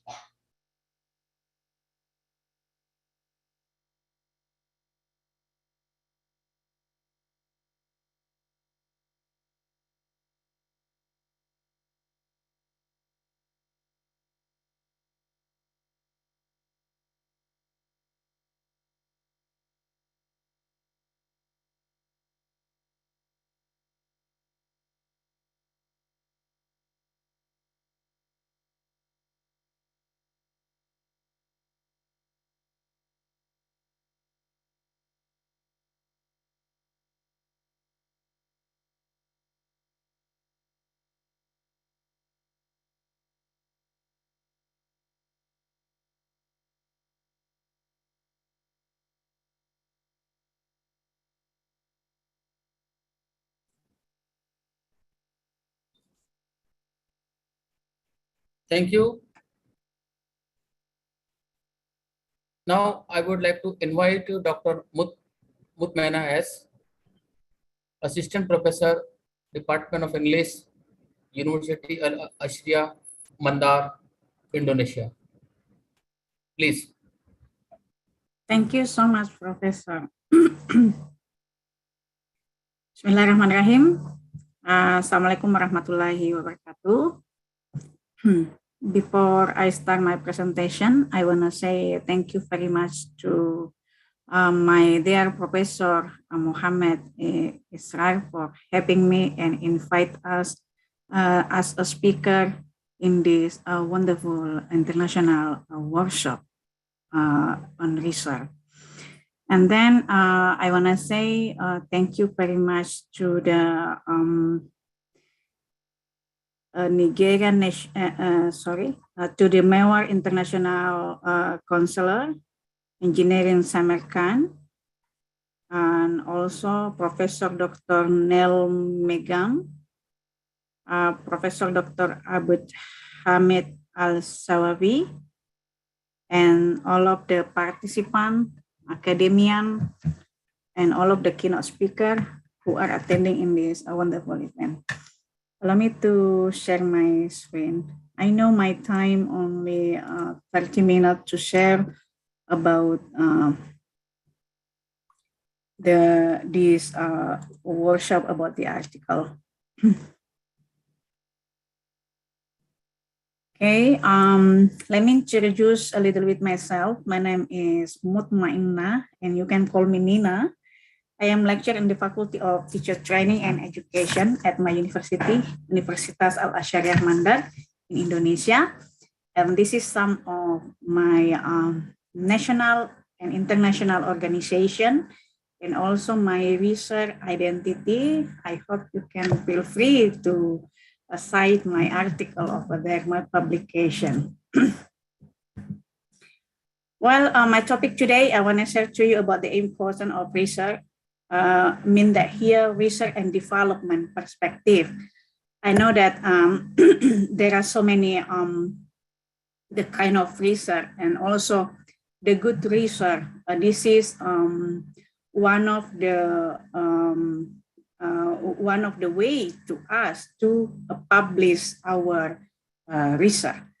And then today we are going to discuss about three topics: research and mankind, or this is community, research and development in education, creating and designing fundamental material. Yeah, for the first one, we are talking about right now the phenomena, and this is the still highlight phenomena in education, and also you can start your writing your article with this one of from 5 the highlight issue on the educational sector.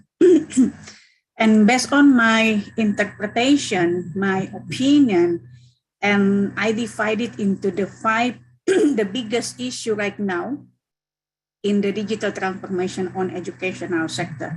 I share my experience with you, all of you who are attending in this wonderful event about on educational sector and research and development itself. Yeah, the first one about artificial intelligence in education, and I know all of us here familiar with this software. Yeah, because this tool and this is the software that students use to learn. Right now, there's so many application they can be downloaded from Play Store, and they can be learned more better by using this artificial intelligence, for example. Education transformation, there are so many the problem when we are going to remote our teaching, and then we are manage our classroom in the virtual classroom, and then our distance education, and also because of the pandemic era, the pandemic COVID-19, this is we must be adapt with this new habit, new culture, ICT culture, information communication and technology.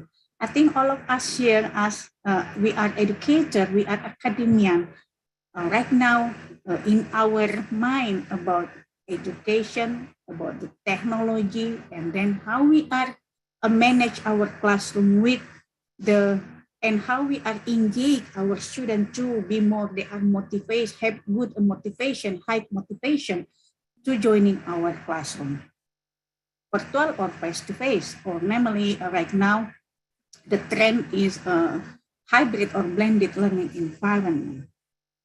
And of course, if we wanted to manage our classroom into the smart digital classroom management, this is so many rich that we're gonna be used as your topic of your article, of your research. And then you can break down your novelty and write a good paper with this phenomenon of the situation. About quantum learning, quantum teaching, and quantum technology. There's so many right now we identify when we are in the pandemic situation, so many problems faced with the educator, not only for education, also the student, how to teach, how to learn, and how to use and combine this technology in our learning. And for educator, to their teaching activities.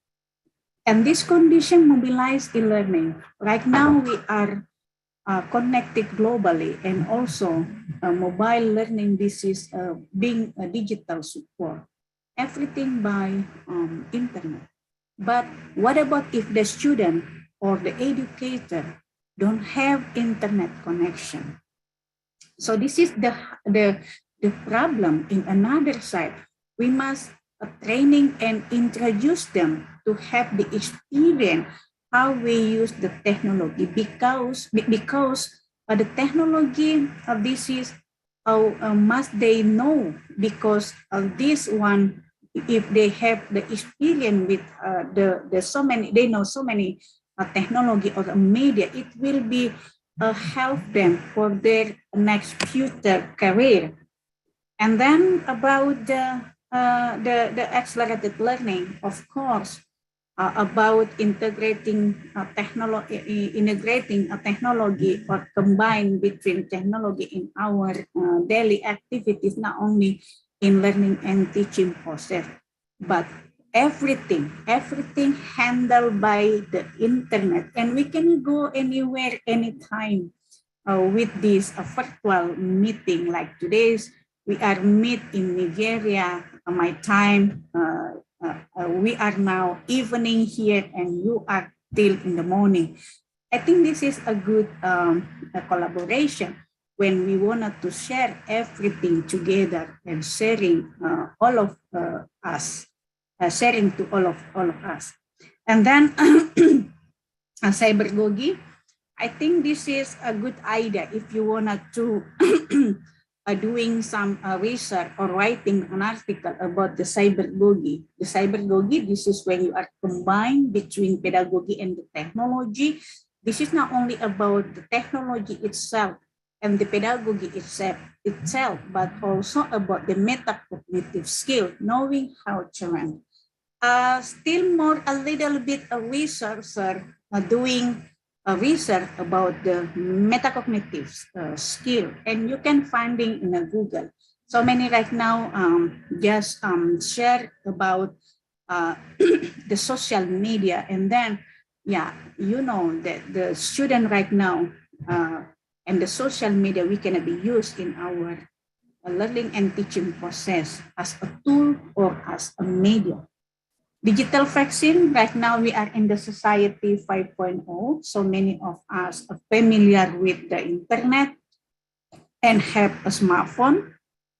And then we are in industry revolution 4.0. And we must be help our students how they are, the way they are thinking must be more creative and innovative for doing collaboration. And also this is a good point if you wanted to do the research for this 21st century skill or the higher order thinking skill.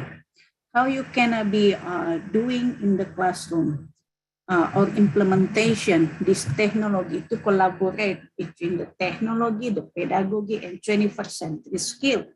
And this is a good, I think this is a good novelty if you want to do the next research for this condition, for this topic. And let's have a look on education. Still, again, this is the mission of recovery education. And also in Indonesia, we have the policy, namely Merdeka Belajar or freedom to learn. And this is, we do really hope this policy will be a help for educator and the student to be more active in the classroom. And yeah, of course, about the technology. Indonesia also, most of the educators in Indonesia, they are low skill, low competent about this technology or literacy skill. They are still very low. I don't know what is the problem, but some of the research give the statement they are in the comfort zone. They don't wanna doing the creativity anymore. So that's why our Ministry of Education have launching so many programs for our teacher and how they are have a good motivation to do this. Namely, how they are have the new model, the new method to engage the student in the class, hybrid or virtual or face-to-face. So come back again with the research and mankind. So we must be identify the function of the research that we know that this is the research about the gather information. We are sharing the information and we get the problem solving about our situation, our problem. And also the function of the research also, this is provide the fact, the phenomena and the planning, the decision making, and then a project implementation and evaluation. So we know that there are so many research, but related to the research and development, this is still rare to do the research on based on this research and development. Yeah, your research will be, yeah, of course, you can publish into article in the good journal, in magazine, and also you can have a new product on education. The relationship, you know that the development of society, this is the complex, and then we have so many variety of problems. And also in Indonesia, the problem right now may be same with another country in Asia. We are still fighting how we are giving training with our teacher about the designing and creating the instructional design or creating the activities in the classroom to engage more the student. So I want to share again about, and also I want to introduce to you about research and development in education, because my area in education, maybe this is a little bit know about R&D or research and development. And research and development, this is a process how to develop and validate educational product. Actually, this is the sometimes this is called a research-based development, and then this is also the basic research to use to increase educational practice.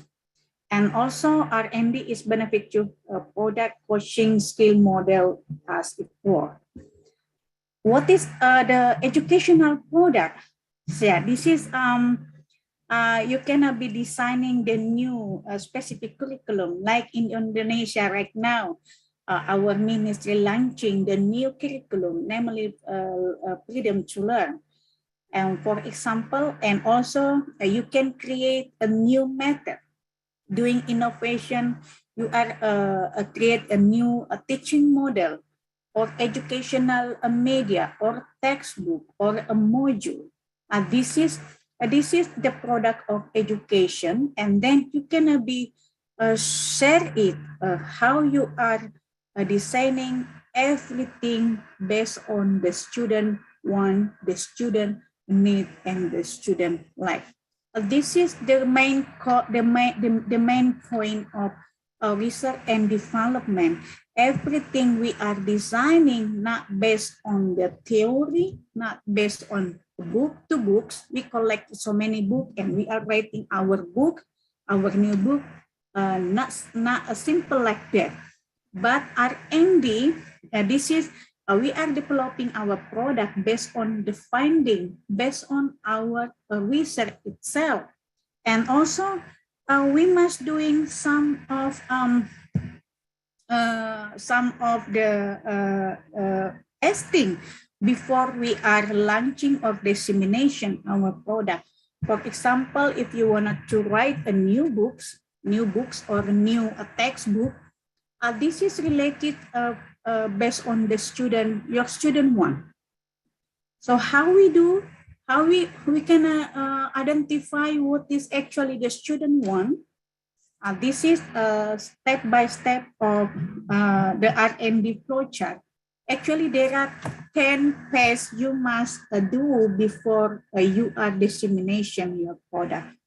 The first one you need, the first thing to do, research and information collection. I think this is same with another research like quantitative or qualitative methodology. In Rmd also, you must collecting your information by using questionnaire or interview to identify what is actually your student characteristic, your student learning style, and then what is actually they want. This is the student one, not the teacher one. So I hope all of you understanding the basic foundation of Rmd. Everything our product based on our research finding or our student want. In the planning, what we should do in the planning? In the planning, we can be designing our lesson plan or our syllabus and develop preliminary form of the product or the prototype. And then we must testing in the a small group. Maybe this is only a 15 student. After we, our prototype, maybe this is only 3 chapters from our book, we can doing the revision after we are testing in the classroom. And again, we are after we are a revision, we are testing in the big classroom again. So until you are dissemination and implementation your product. Yeah, for example, book, because actually I have development my material based on the student want, the student need related to the books. I develop books here. So what is Assure model? Assure model, this is developed by Henich and Melinda. And also this is the instructional system design. Maybe you can adapt how you do this, develop your product, develop your teaching material or teaching activities. So Assure, this is from acronym from Analyze, Learn that I have mentioned before. You must know who are your audience and you must identify their learning style, their characteristic, set the objective, and you must know about what is actually your student need to learn. This is, you must be doing discussion and collaboration with your student in the first meeting before you are start to designing your syllabus or your lesson plan. After that, you can select media and the material. Come back again to select method and media or material. This is come back with your student condition. I mean that here, if your student in the low bandwidth or low internet connection, maybe you can use the familiar tools like by using only WhatsApp. This is available for low low bandwidth. And utilize media material, require learner participation in the discussion. For example, you can use this is one of the teaching model like a project-based learning, and in the end of the semester, you can doing the reflection about your product. Yeah, this is the example of the my questionnaire before I am developing my material by using a film. Why film? Because the student want the material from film or from YouTube. This is just for example. And let's have a look at the condition right now in the world. Mostly the people in the world right now familiar with this social media like Facebook and YouTube, WhatsApp. And you can also identify the problem and the challenge by using Facebook as a media or as a teaching material. So the social media also in Indonesia, we come back again related to Indonesian characteristic, and I believe my student also in this category, in this characteristic, most of them, they are familiar by using YouTube. So that's why when I give them the questionnaire, most of them choose the material, everything by a film or by using YouTube. So we must designing our material by using YouTube. This is for example.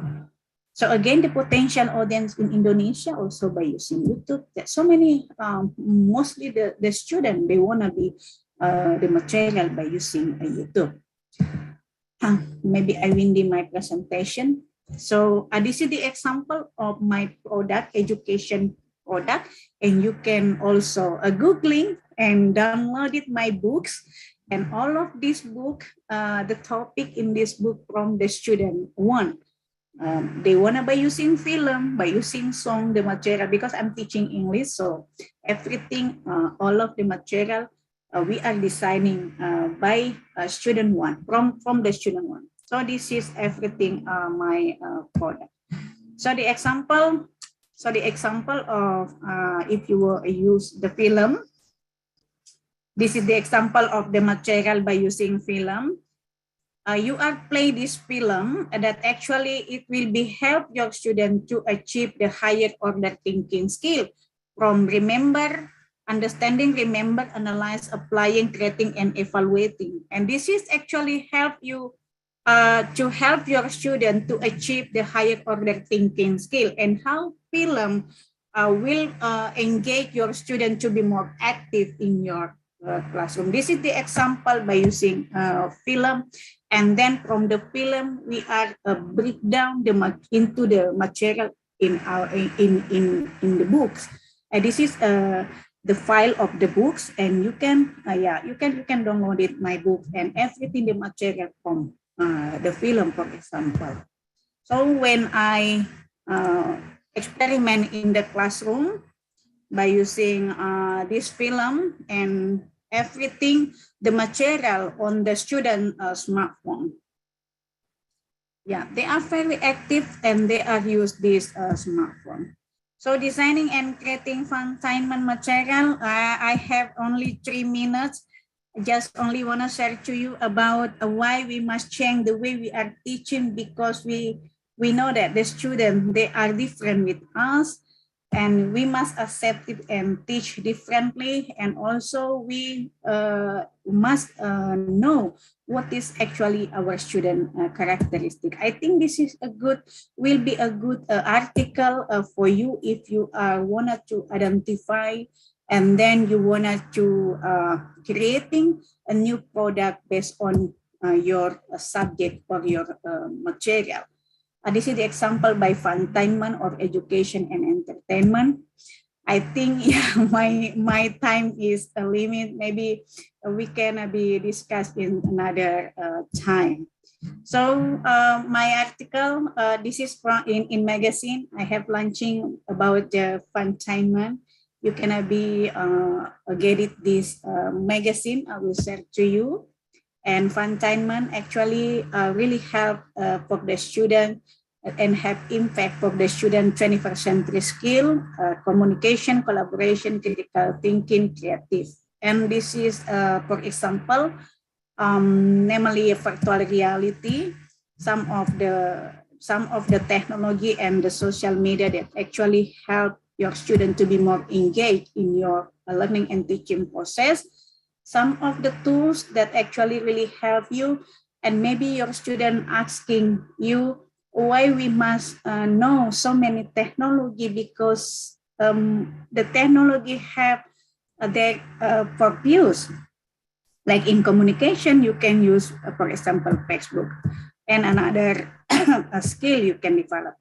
And in the example of artificial intelligence, Padlet, and this is in my classroom when I use artificial intelligence. Yeah. And also not only that, oh, sorry. Yeah. By online informal learning application. This is actually the application you can be downloaded in the Google Play Store. Yeah. And then virtual reality.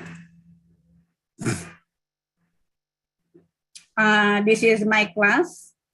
And yeah, you see that when we are use this technology, most of the students, they are very active in the classroom.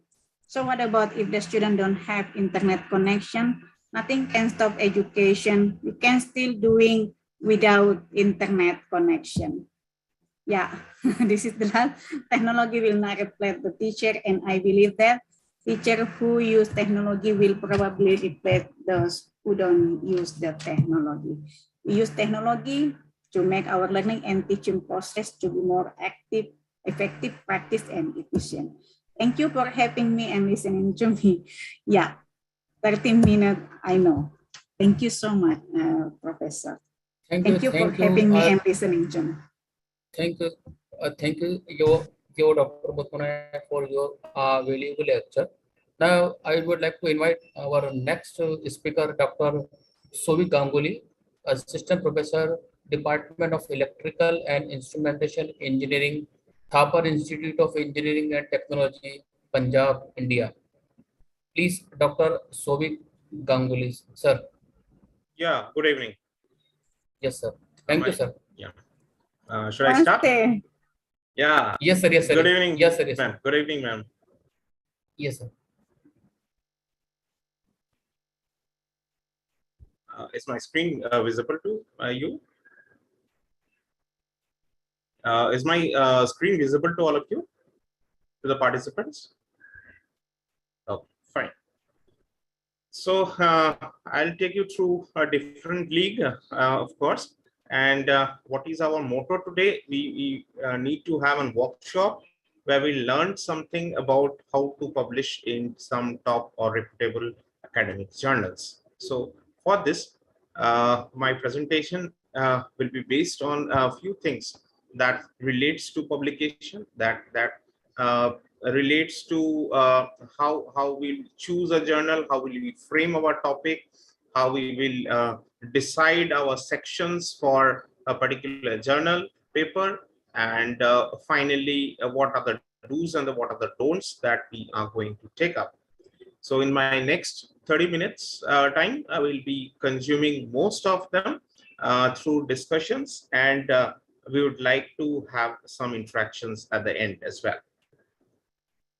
So before we start writing anything for a research article, we need to understand few things, that what will be our topic for our research article, what should be the motivation of my work, what new ideas or what creativity or what novelty that it generates, and what are the requirements, what are the societal impacts that we also need to know, and what else is my option at hand. Say, for example, whether we would like to do some work, since I'm an engineer, whether I'd like to have a hardware implementation supported by simulation, or whether it will be totally a simulation based work. So based on this, we must understand the theme, the motivation, the requirements, and finally deciding the options that we have in our laboratory setup or in our simulation softwares that we are engaging for our publications. After that comes the next important part, is that how do we choose a particular journal, right? So, and of course, when we are choosing a journal, what type of options do we have? What are my publication options? Whether I would like to have my readers freely available from the day of my publishing. So that means we want to, whether we would like to have some open access options, whether your journal is having any article processing fee, right? So there are several reputed journals who are having article processing fees or open access. Even Nature, one of the top rated scientific journals, they are having open access fee. So definitely we need to take into account this particular part, that what our research will lead to, what our journal paper will lead to. Then we must also talk to our colleagues, our collaborators who are engaged in our work, and understand how your publication will be assessed. Potential journals, of course, most important of all while choosing the journal. Say, for example, I want to write a paper on artificial intelligence, and I'm sending them to a journal which discusses some of the aspects related to electrical engineering. So it doesn't fit in. So obviously, what are my potential journals? What are the potential areas in which we would like to send our research articles to? And finally, the most important of all is to carefully read the aims and scope of the journal. Each of the journals, we must go through thoroughly the aim and scope and try to understand that whether my journal paper or journal article which we are proposing to write fits in those aim and scope of that particular journal. If we recently had received some comments from the reviewers which we sent to a journal related to computer and chemical engineering, but they were not aware, since we were from the background of electrical engineering, so they were not aware of some topologies, some commonly used terms in electrical engineering. So likewise, we received some comments that were not relevant from the perspective of electrical engineering, but from the perspective of chemical people. They are correct in noting us that what does this statement mean? We could not follow it. And that's why the paper got rejected. So you must also go through the aim and scope of the journal and select the potential journals before submitting the article. So next, this is absolutely, these are going on in the market, absolutely some frauds, some malpractices related to publications, bringing about publications within 45 days, bringing about publications in the next 60 days. Some predatory services are also taking place. Every day we are getting some WhatsApp message, WhatsApp calls, and Facebook messages, Facebook posts. Some groups have been formed, early publication.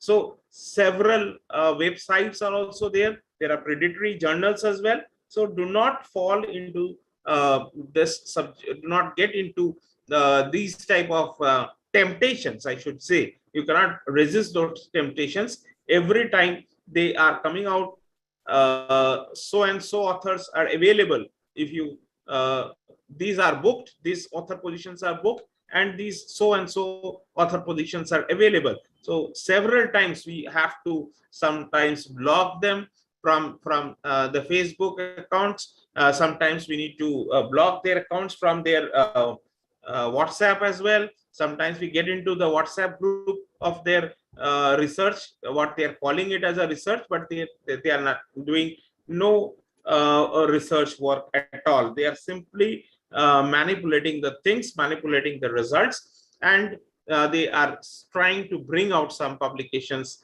which will not be long lasting enough.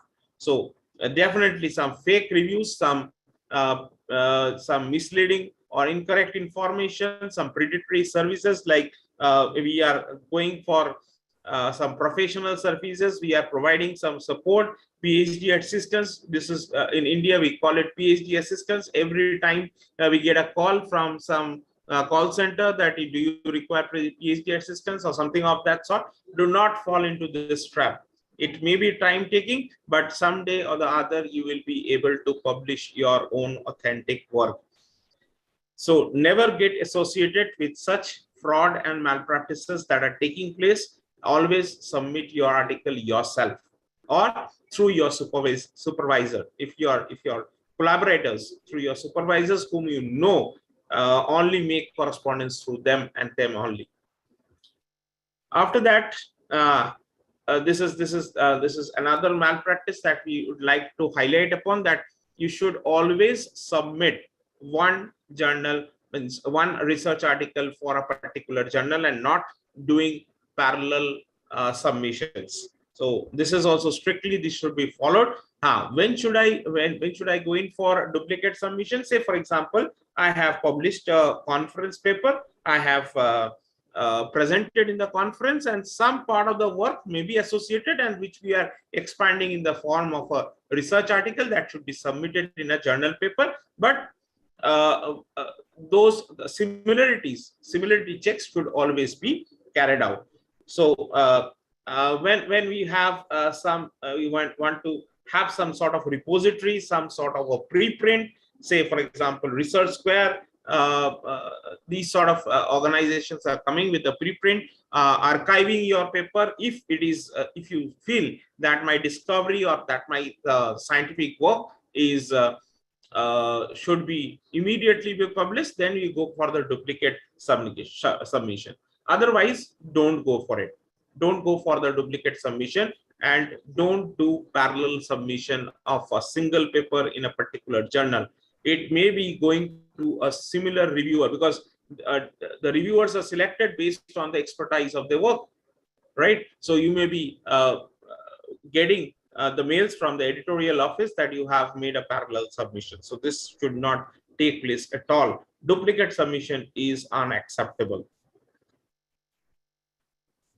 Regarding the originality of your work, definitely several persons, several editorial offices, they are doing plagiarism check before their articles are being processed. And two of the commonly used softwares that we use, one is Turnitin, the other is iAuthenticate. These are the commonly used software, so preferably do not copy paste from anywhere. So this is another important thing.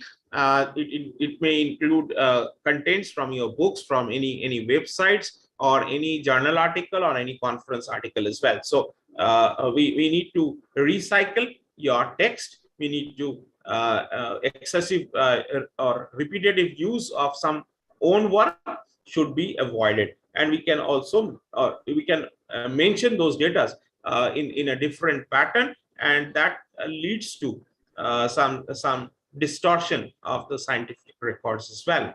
So originality of the work should be maintained. It is better to avoid the recycling of the work, or better to expand that particular work, or better to represent it in a different way, so that you don't get the objection for plagiarism. Now, some basic steps which we normally follow. It is a very parent step that we used to take in our childhood days as well. Read a lot. Means we have to, say for example, if you are selecting a particular topic, if you are writing on a particular topic, preferably we go through some 30-40 articles, right, to look out. It's a detailed literature survey that we need to look out for. We need to find out the literature gaps, gaps in the study, gaps in the research, and we need to identify our novelty of your work. So read a lot, write first, and this is another important step. Do not start editing immediately. You first prepare the skeleton of the draft, the initial draft, and then we go for the editing part. And have to keep it simple, and to not express your ideas complicatedly, so that it is not understandable by your reviewers as well. So choice of sentence, its length and its variation, use of passive voice, these are commonly used aspects in preparing your manuscript. And you have to tell a story. You have to tell a story, and you have to make your story sellable to your readers, to your reviewers initially. So this is how we go about it, and it must be consistent. It must have an ease of flow, right? These are some of the common techniques that we follow for preparing the sections of your manuscript. First is the introduction section. We will talk about that, how or what are the requirements of my introduction. And preferably, I go for an extra section in the form of problem formulation, where we declare that what are my assumptions, what are my problems, and how do I tackle those problems, and then we discuss the methodology in section 3. But you may also include problem statement as well as the method or the proposed method or the proposed technique in section 2 as well. Results and discussions, few may include in a single section, inclusion of results and discussions, and finally you need to conclude and also specify some future scope of work. Coming to the introduction section, we are going to focus on few aspects, and then we will also discuss about that how will I go for what are the different steps of the review process, and how will I get my papers finally verified through the reviewers and get it published. So before that, we must understand that what is my problem, what is my question at hand, what problem am I addressing. So that should be mentioned clearly or thoroughly in your introduction section. You must give a hypothesis or give some arguments, and you must also prepare some roadmap for which will go through in your subsequent sections. So another important thing that you must emphasize upon, that while you are writing, while you are having the manuscript getting ready, you must also share your work with your colleagues, with your collaborators. Share it in share some of the research ideas in some conferences. May not the comprehensive research ideas, but simply giving a research idea and get a feedback from the different audiences that whether your research ideas are acceptable by them or not. Some preprint where you can get some feedbacks from some academic networking sites that are there, where from you can also get some feedback. Say, for example, you can put up some question, you can put up some research idea, you can put up some project titles in your research gate and get some idea regarding these sort of crucial feedback if you want to implement. Some writing groups you may create. You may have your own writing groups, your collaborators group or your colleague group with which you are working on. So this is how you can take your feedback. Another important thing, people are these days neglecting the conferences. Conference is a very good idea of showcasing your work, your research ideas or new research ideas. Normally we participate in the conference to get some new research ideas in our own field.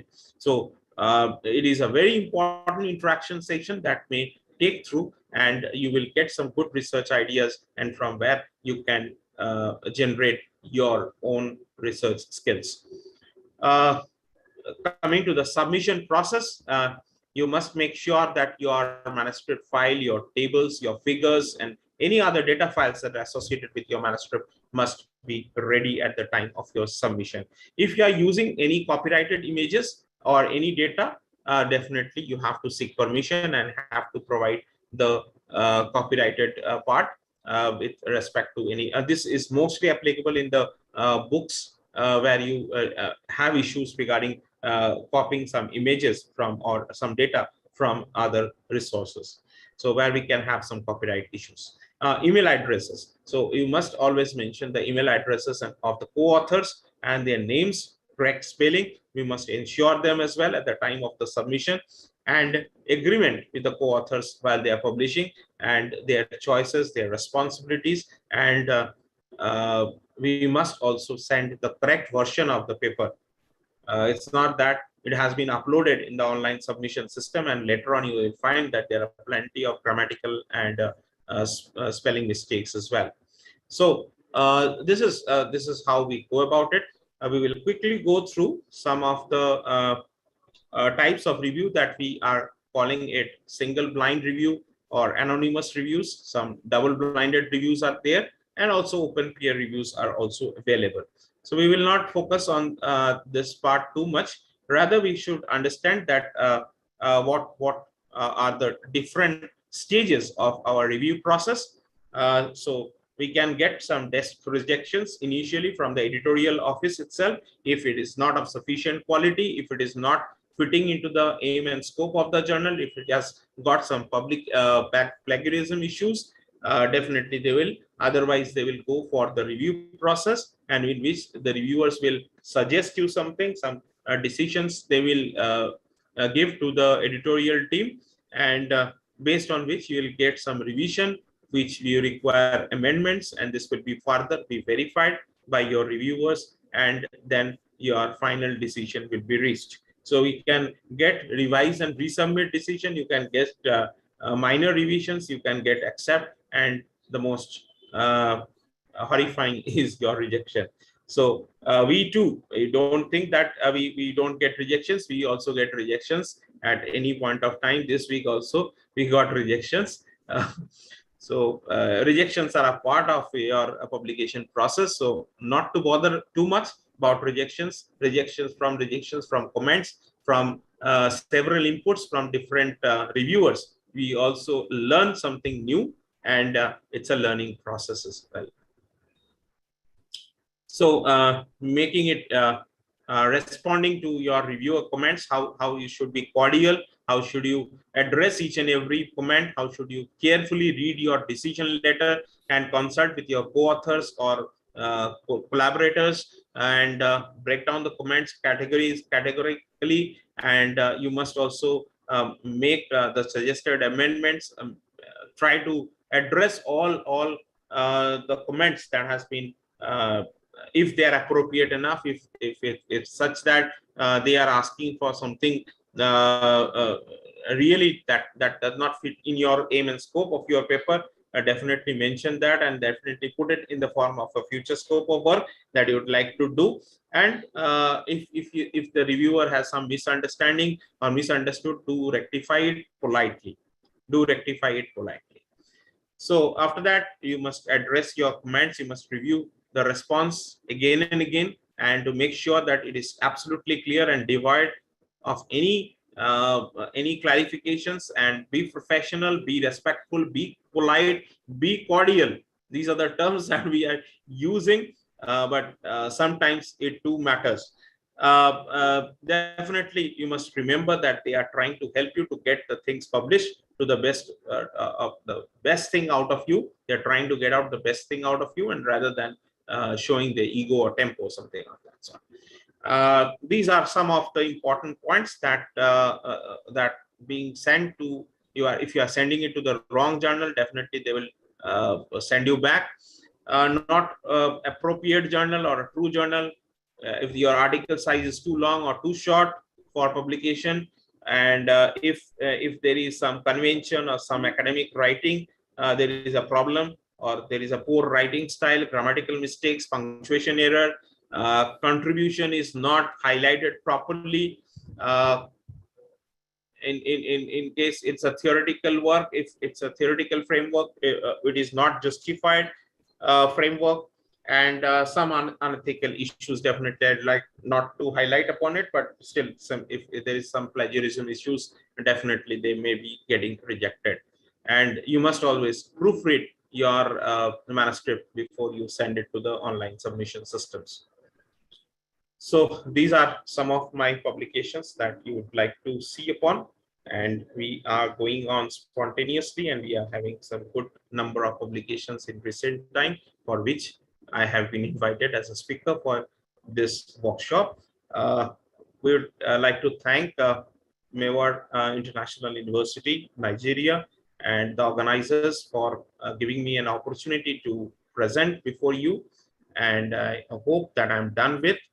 And thank you so much. If you have any queries, if you have any questions from the participants, please.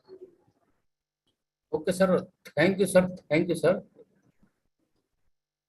Now I would like to our last speaker, Dr. Ahmad J. Ubaid, Assistant Professor, Department of Computer Science, Faculty of Computer Science and Mathematics, University of Kufa, Ibra. Please, sir. Ahmed, sir. Yes. Yes, sir. Good afternoon. Good Yes. evening to everybody. Thank you for inviting me to join this workshop. I'm respected all the organizing committee of this workshop and happy to meet my friends and my colleagues in this international workshop. Today, I would like to share some, as we are working in the editorial board of some journals and conferences, I would like to share some knowledge and information that maybe it will be useful to attendees to be aware about some fake or maybe fraud publishers or maybe some other fake journals. So let me share the presentation first, and you please confirm me if it is visible to you. Just a second, please.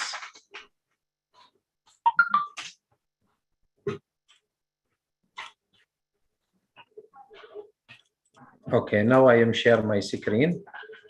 Okay. I think the presentation is visible, please. Okay, sir. Yes, sir. So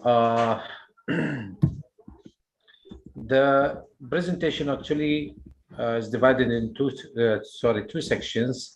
The first section is to how to be aware from predatory journals, and the second section is some advices for the for the editorial board members. So I will go fast within 30 minutes to illustrate all this information to our attendees in this workshop. The first thing we have to think that the publication is not a simple process in the Reputable journal. There are many steps we have to do with our colleagues, with our co-authors to take care about our manuscript before we are submitting them, that manuscripts to be published in certain journals. So there is one simple word, actually the previous professor is talking about it, the predatory. Then the using of this word is just to give or got some attention from our attendees about the predatory. So the predatory means the journals that can publish any kinds of articles with made payments to them, maybe even with no peer review, with no comments, with no revision, with no everything. So this called actually is a predatory. There are two kinds of predatory like words we are using, one for publisher and the second one for like journals.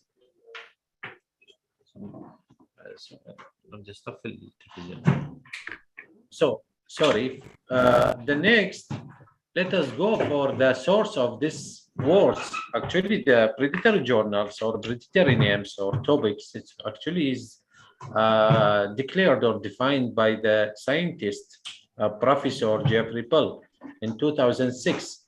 At that time, he just make a study for some publishers, a certain list of publishers actually at that time, and he just used that words to describe or classify the publisher or journals that do not follow some international or maybe the standard principles for publishing the papers. Then in 2008, he just created a small list with a few publishers and journals and define his sources and his rules to how to identify the journal if it is predatory or not. So let us go for the first list which it was created by Jeffrey Bell professor, and that time it was created by him in the free blog, and later it was shifted to another list. And in that list, if we are visiting the URL that mentioned in these slides, we will see there, sorry, many journals and publishers listed there, and there also some explanation how that journals and publisher and why it was created there. There is some general rules to select the journal if it is predatory or not. Then how the structure of the website of Reputable will be look like this screen where the three important things there like Hajkit and journals and publisher. If we are visiting this website, the Hajkit means there are some journals already duplicated a website of other journals and announce that we are like a publisher and we can publish some articles and so on. The journals we will find here a list of some proprietary journals that listed by Jeffrey Bell. And the third one, the publisher also, there are many publishers. My voice is clear, please? Okay, sir. Okay. Yes, sir. Yes, thank you. So the publishers also, thank you very much. So the publishers also, there are a wide list of publishers who already described by Reputable as a blacklist. So the situation, before going to that, this is the website of Reputable in the second version. There is first version and this is the second version, 2 URLs there. And you are free to access that one and watch all the list on the names of the journal that listed there. But how the journal become predatory? There are most important reasons to describe or to classify the journal as or publisher as a predatory. The first one is by Jeffrey Bell itself and his role and his conditions and teams. The second is by academic and research centers. So many academic and institute universities actually monitor their public students or faculties member publications, and if their publication go or published in certain list, then it will be a list why that journal published more than a number of articles from my institute. So, and individual users, maybe some of the users actually make a complaint for some journals because of maybe publication, because so many things there. And finally by the government. Why? Because so many governments also and countries monitor their payments, like people's payments.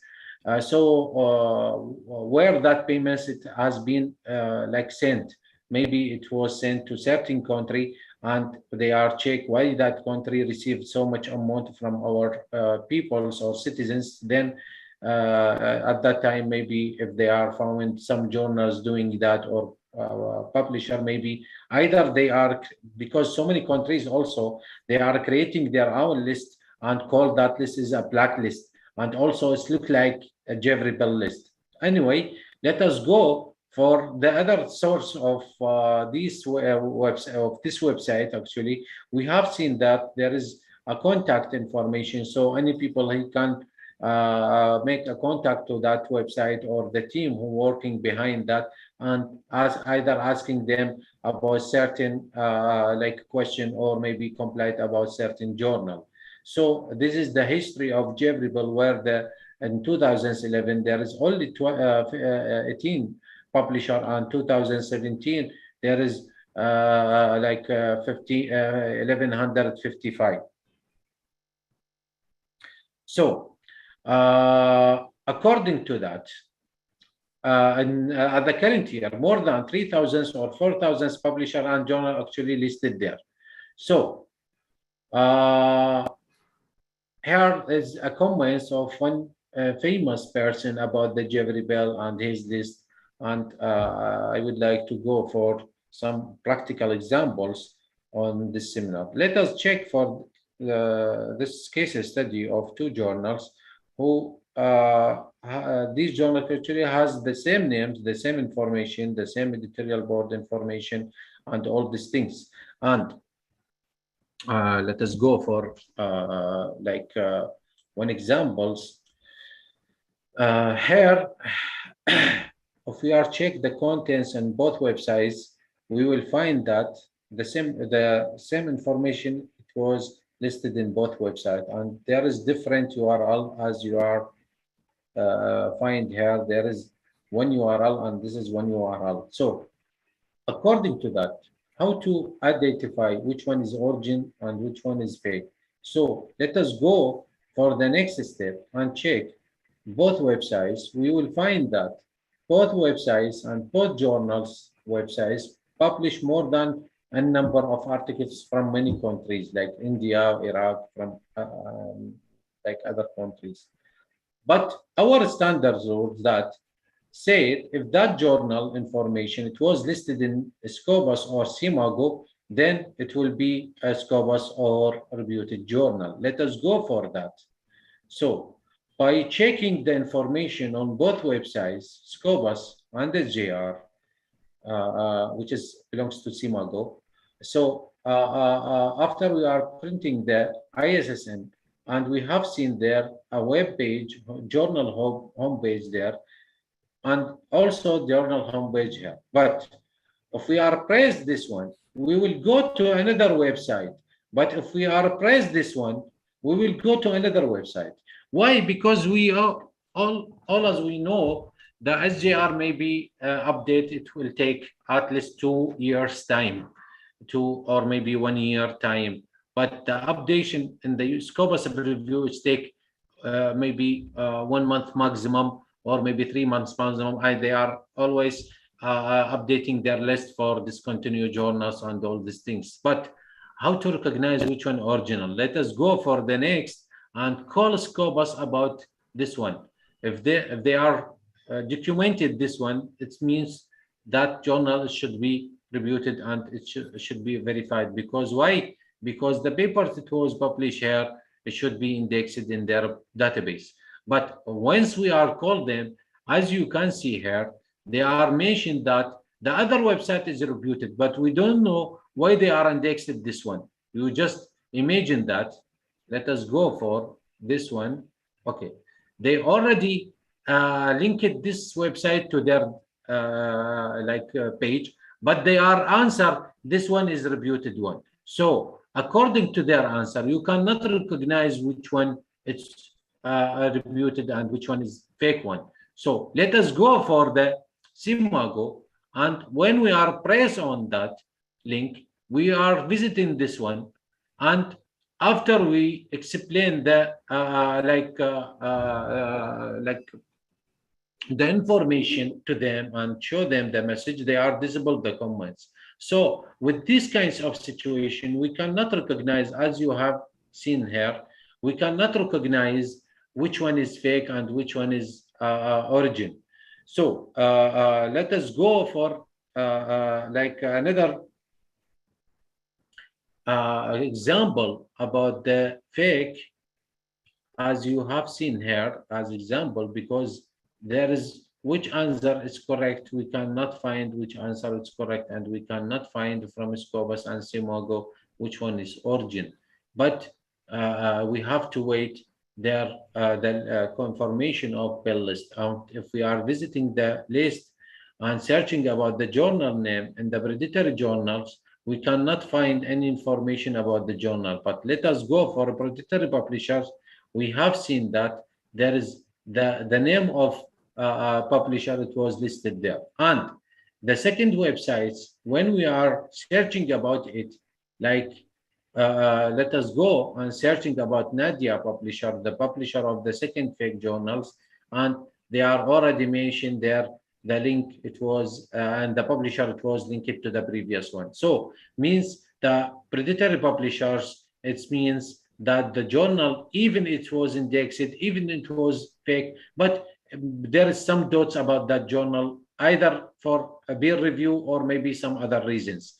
Let us go for another information that available on bill list, which has been listed there about the conferences, about the journals, about some other events, about the journal that indexed in some other indices like DOH or some other DOI, fake DOI, or some other information also. So by go to the challenges that addressed from CIMAGO and the SCOBUS, we have seen that there is no centralization on the information that comes from the blacklist countries and the SCOBUS and CIMAGO. Why? Because there is no concatenation among them, and each of them, they working in separate manner. Then the next example and case study, let us go for this journal. And this journal, there is no duplicated website on that journal itself. I am talking about 2019, 2020, in which this case study was captured at that time. And if you are search about the journal and the SCOBUS and the CIMAGO and to press on the journal link, you will visit it both link. So it means you will visit the same website. Also, when you are searching about this journal over the internet or Google, you will not find any journal name with that one, because the hackers, they are select very good journals to be duplicated. And if we are check all the papers that published in the recent 2 years, means 2019 and 20, we have seen that there are more than 400 articles it was published there. Why? Because so many questions addressed to SCOBUS and CIMAGO. Is this journal was indexed or not? It was reviewed or not? And they are answered that journal, it was good and it was indexed in our database or in our system.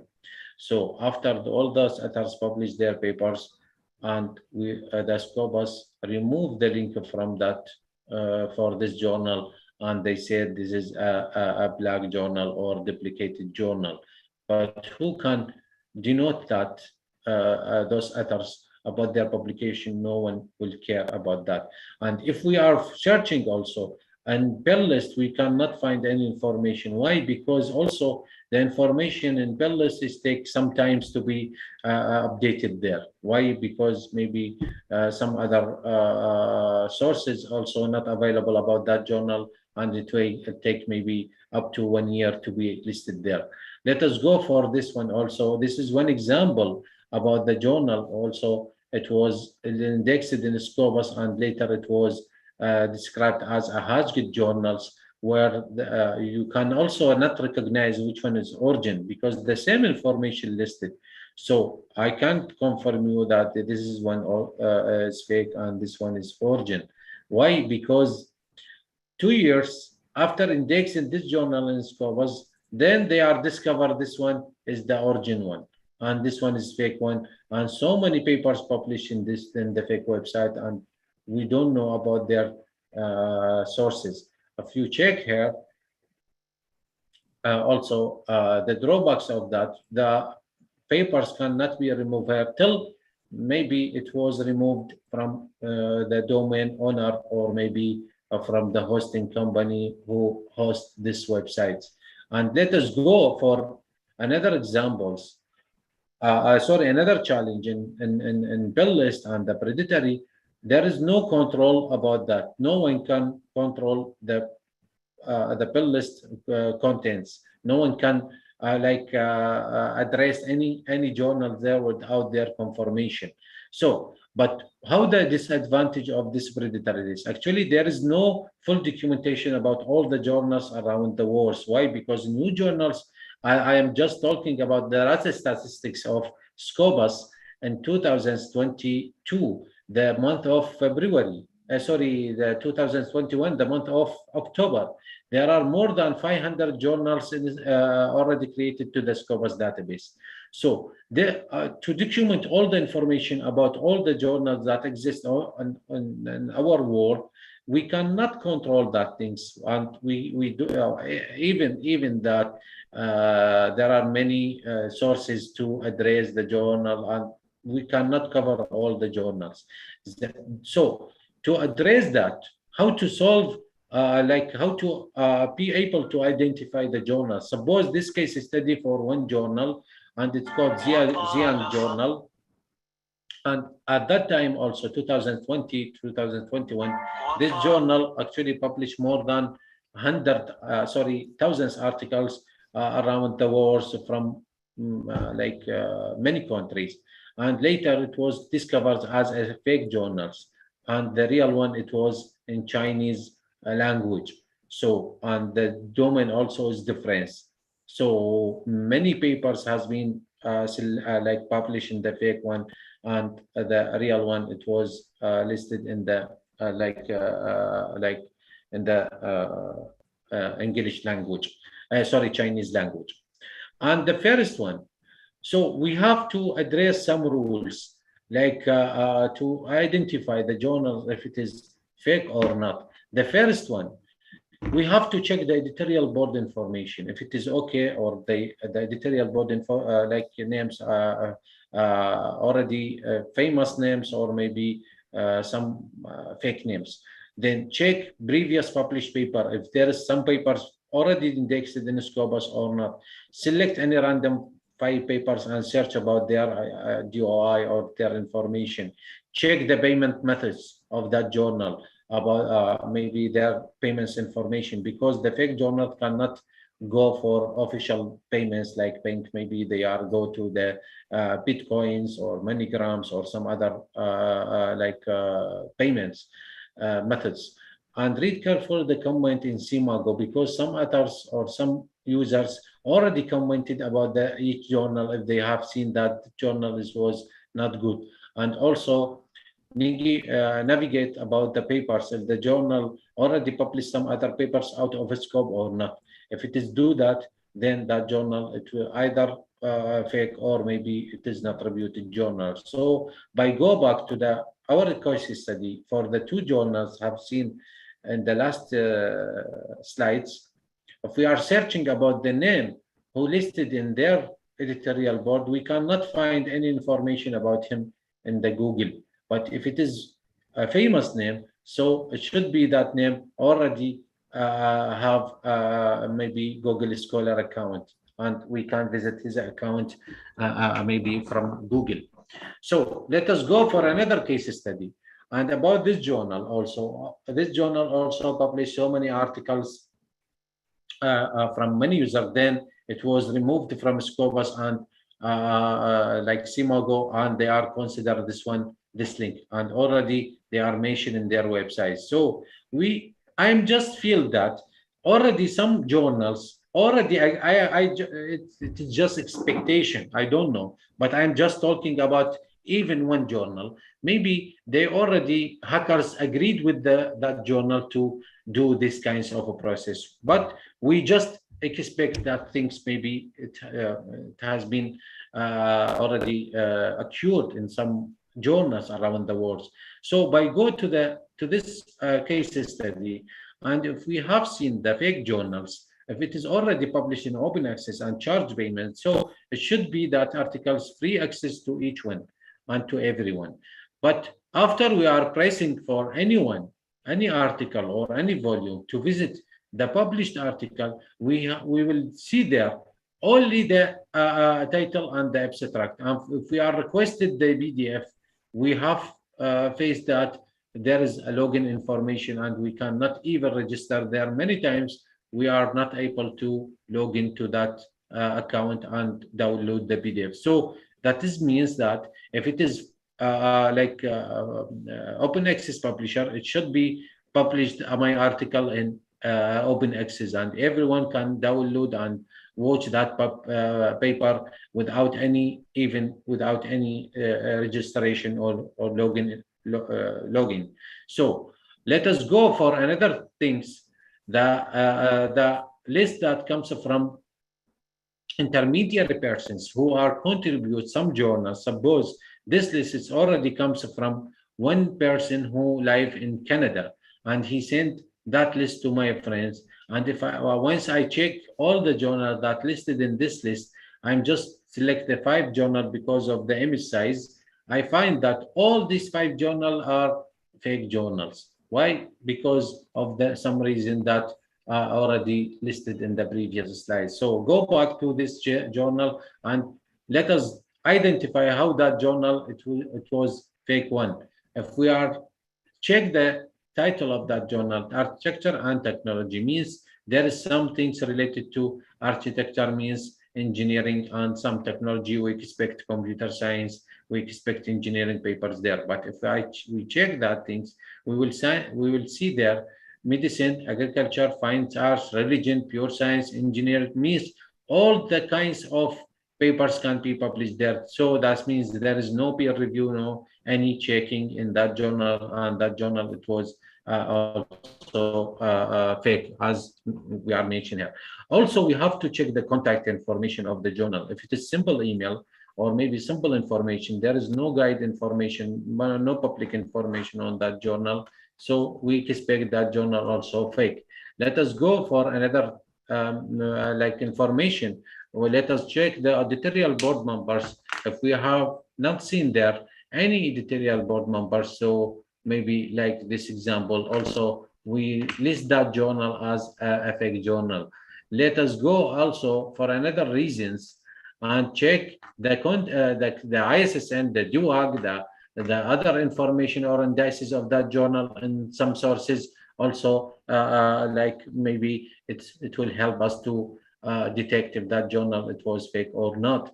So identify fake journal, it is very big challenge and very complex task to many new like let us say the new authors or juniors how to identify that. But suppose if you see that there is some advertise on the Facebook about certain journal, you will expect that journal either discontinue or it is fake one. Why? Because this journal already it was advertised on Facebook, and 14 days, but this journal, it was very reputed journal. It was belongs to Mid-No publication, and that journal, that publisher also very good and reputed publisher. But unfortunately, that journal was discontinued and listed because of some intermediaries and some agents doing their job in bad manners. Why? Because so many reasons behind that. So if we are check that.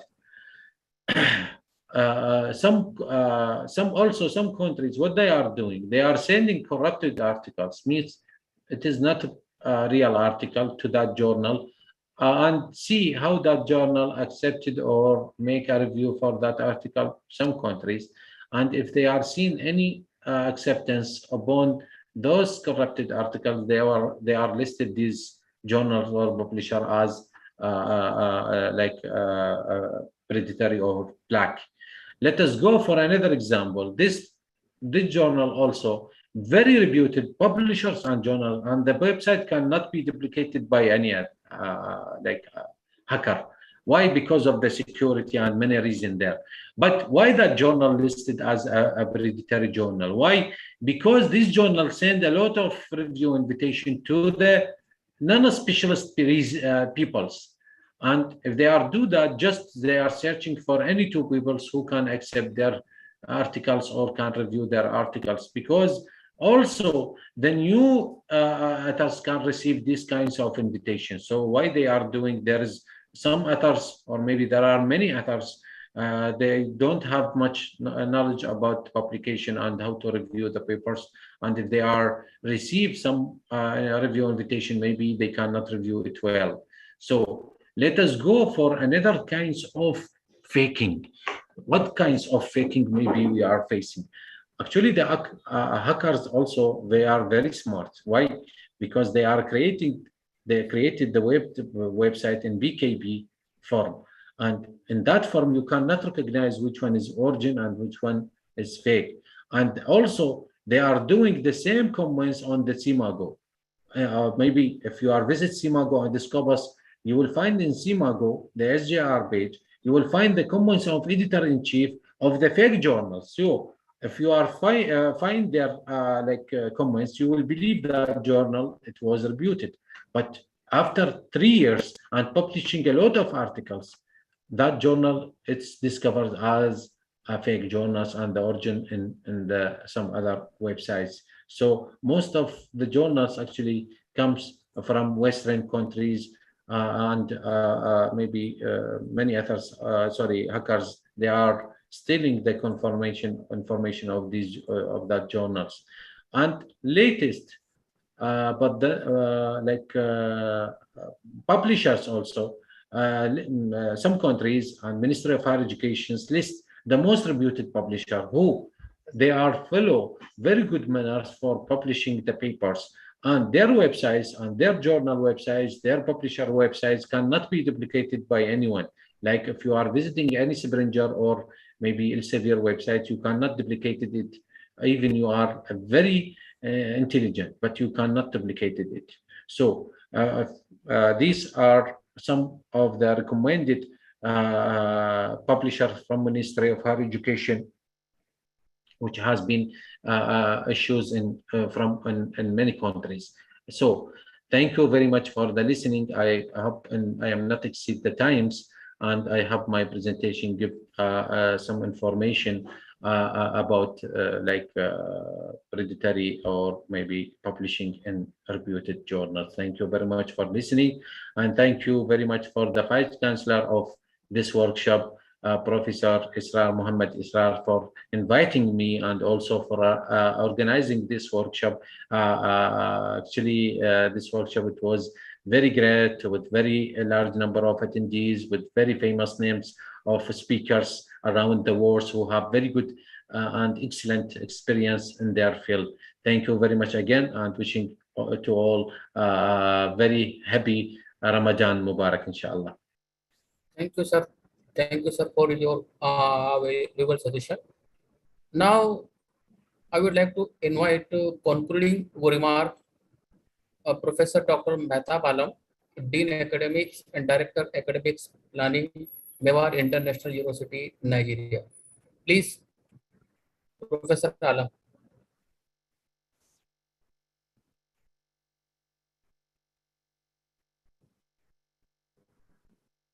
Hello, are you audible? Is my voice audible? Okay. Okay, sir. Okay, sir. Please okay, good evening. Yeah, good evening to all and one. Today, all the guest speakers presented their thoughts how to publish a paper in well-reputed journal are very informative and conducive to all researchers, whether they belong to academic or corporate industry. As everyone knows that research is considered as blood vein of any institution. The moment we stop research means we are not aware what's going in around or in the world, like a dead person cannot perceive anything. Yeah, your research will not be considered until and unless it is published in journal of well repute. Dr. Pastor rightly mentioned that your invention must be considered up to the customer satisfaction. Dr. Pastor, you explained about the ISO 2500 and CMMI are really very well, and I appreciate your presentation, and I'm very much thankful to you for your presentation. Second, Dr. Moina explained the R&D flow chart is exceptionally well. She not only explained the R&D flow chart, but she described the every phase of R&D are very graphically very well. So everyone can understand this R&D flow chart very well. I really appreciate Dr. Moina for your work. Dr. Ganguly, he also spoke, we should know the aim and scope of journal before submitting our article in which we are going to submit our paper.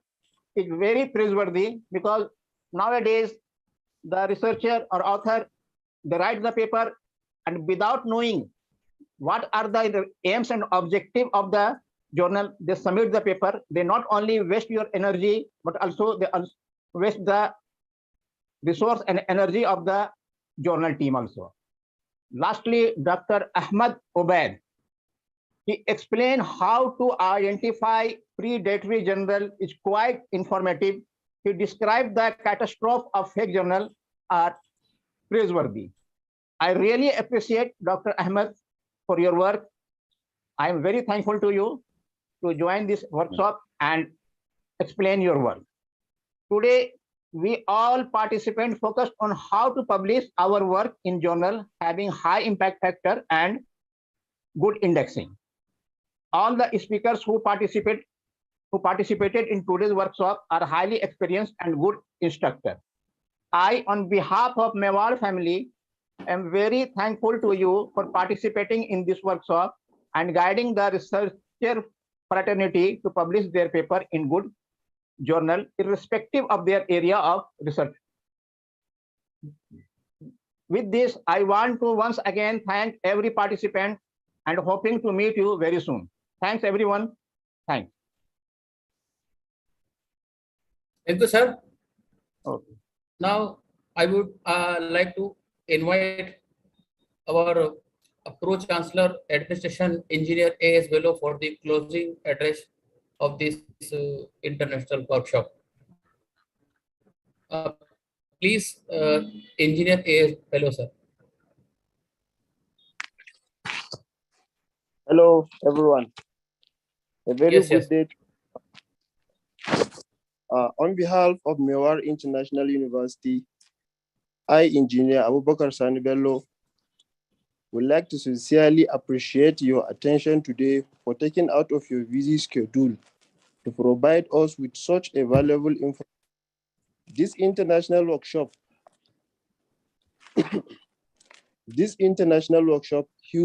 and a huge positive response, all thanks to your support, without which it could have been possible. I wish to thanks and great luck with all future events. Look forward to meet you soon. Thanks.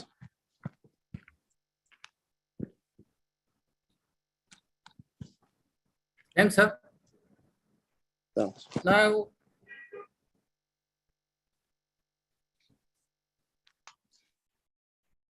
hello. Now, I would like to invite this on your camera, so we will go for the snap.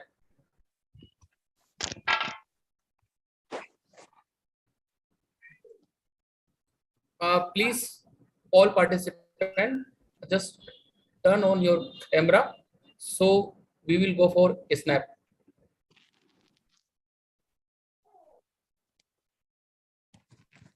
Please all.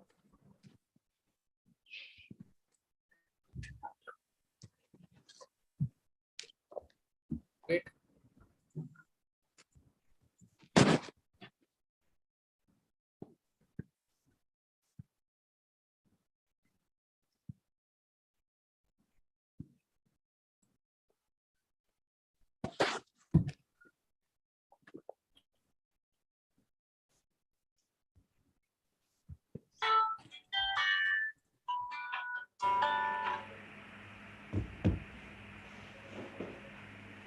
Okay.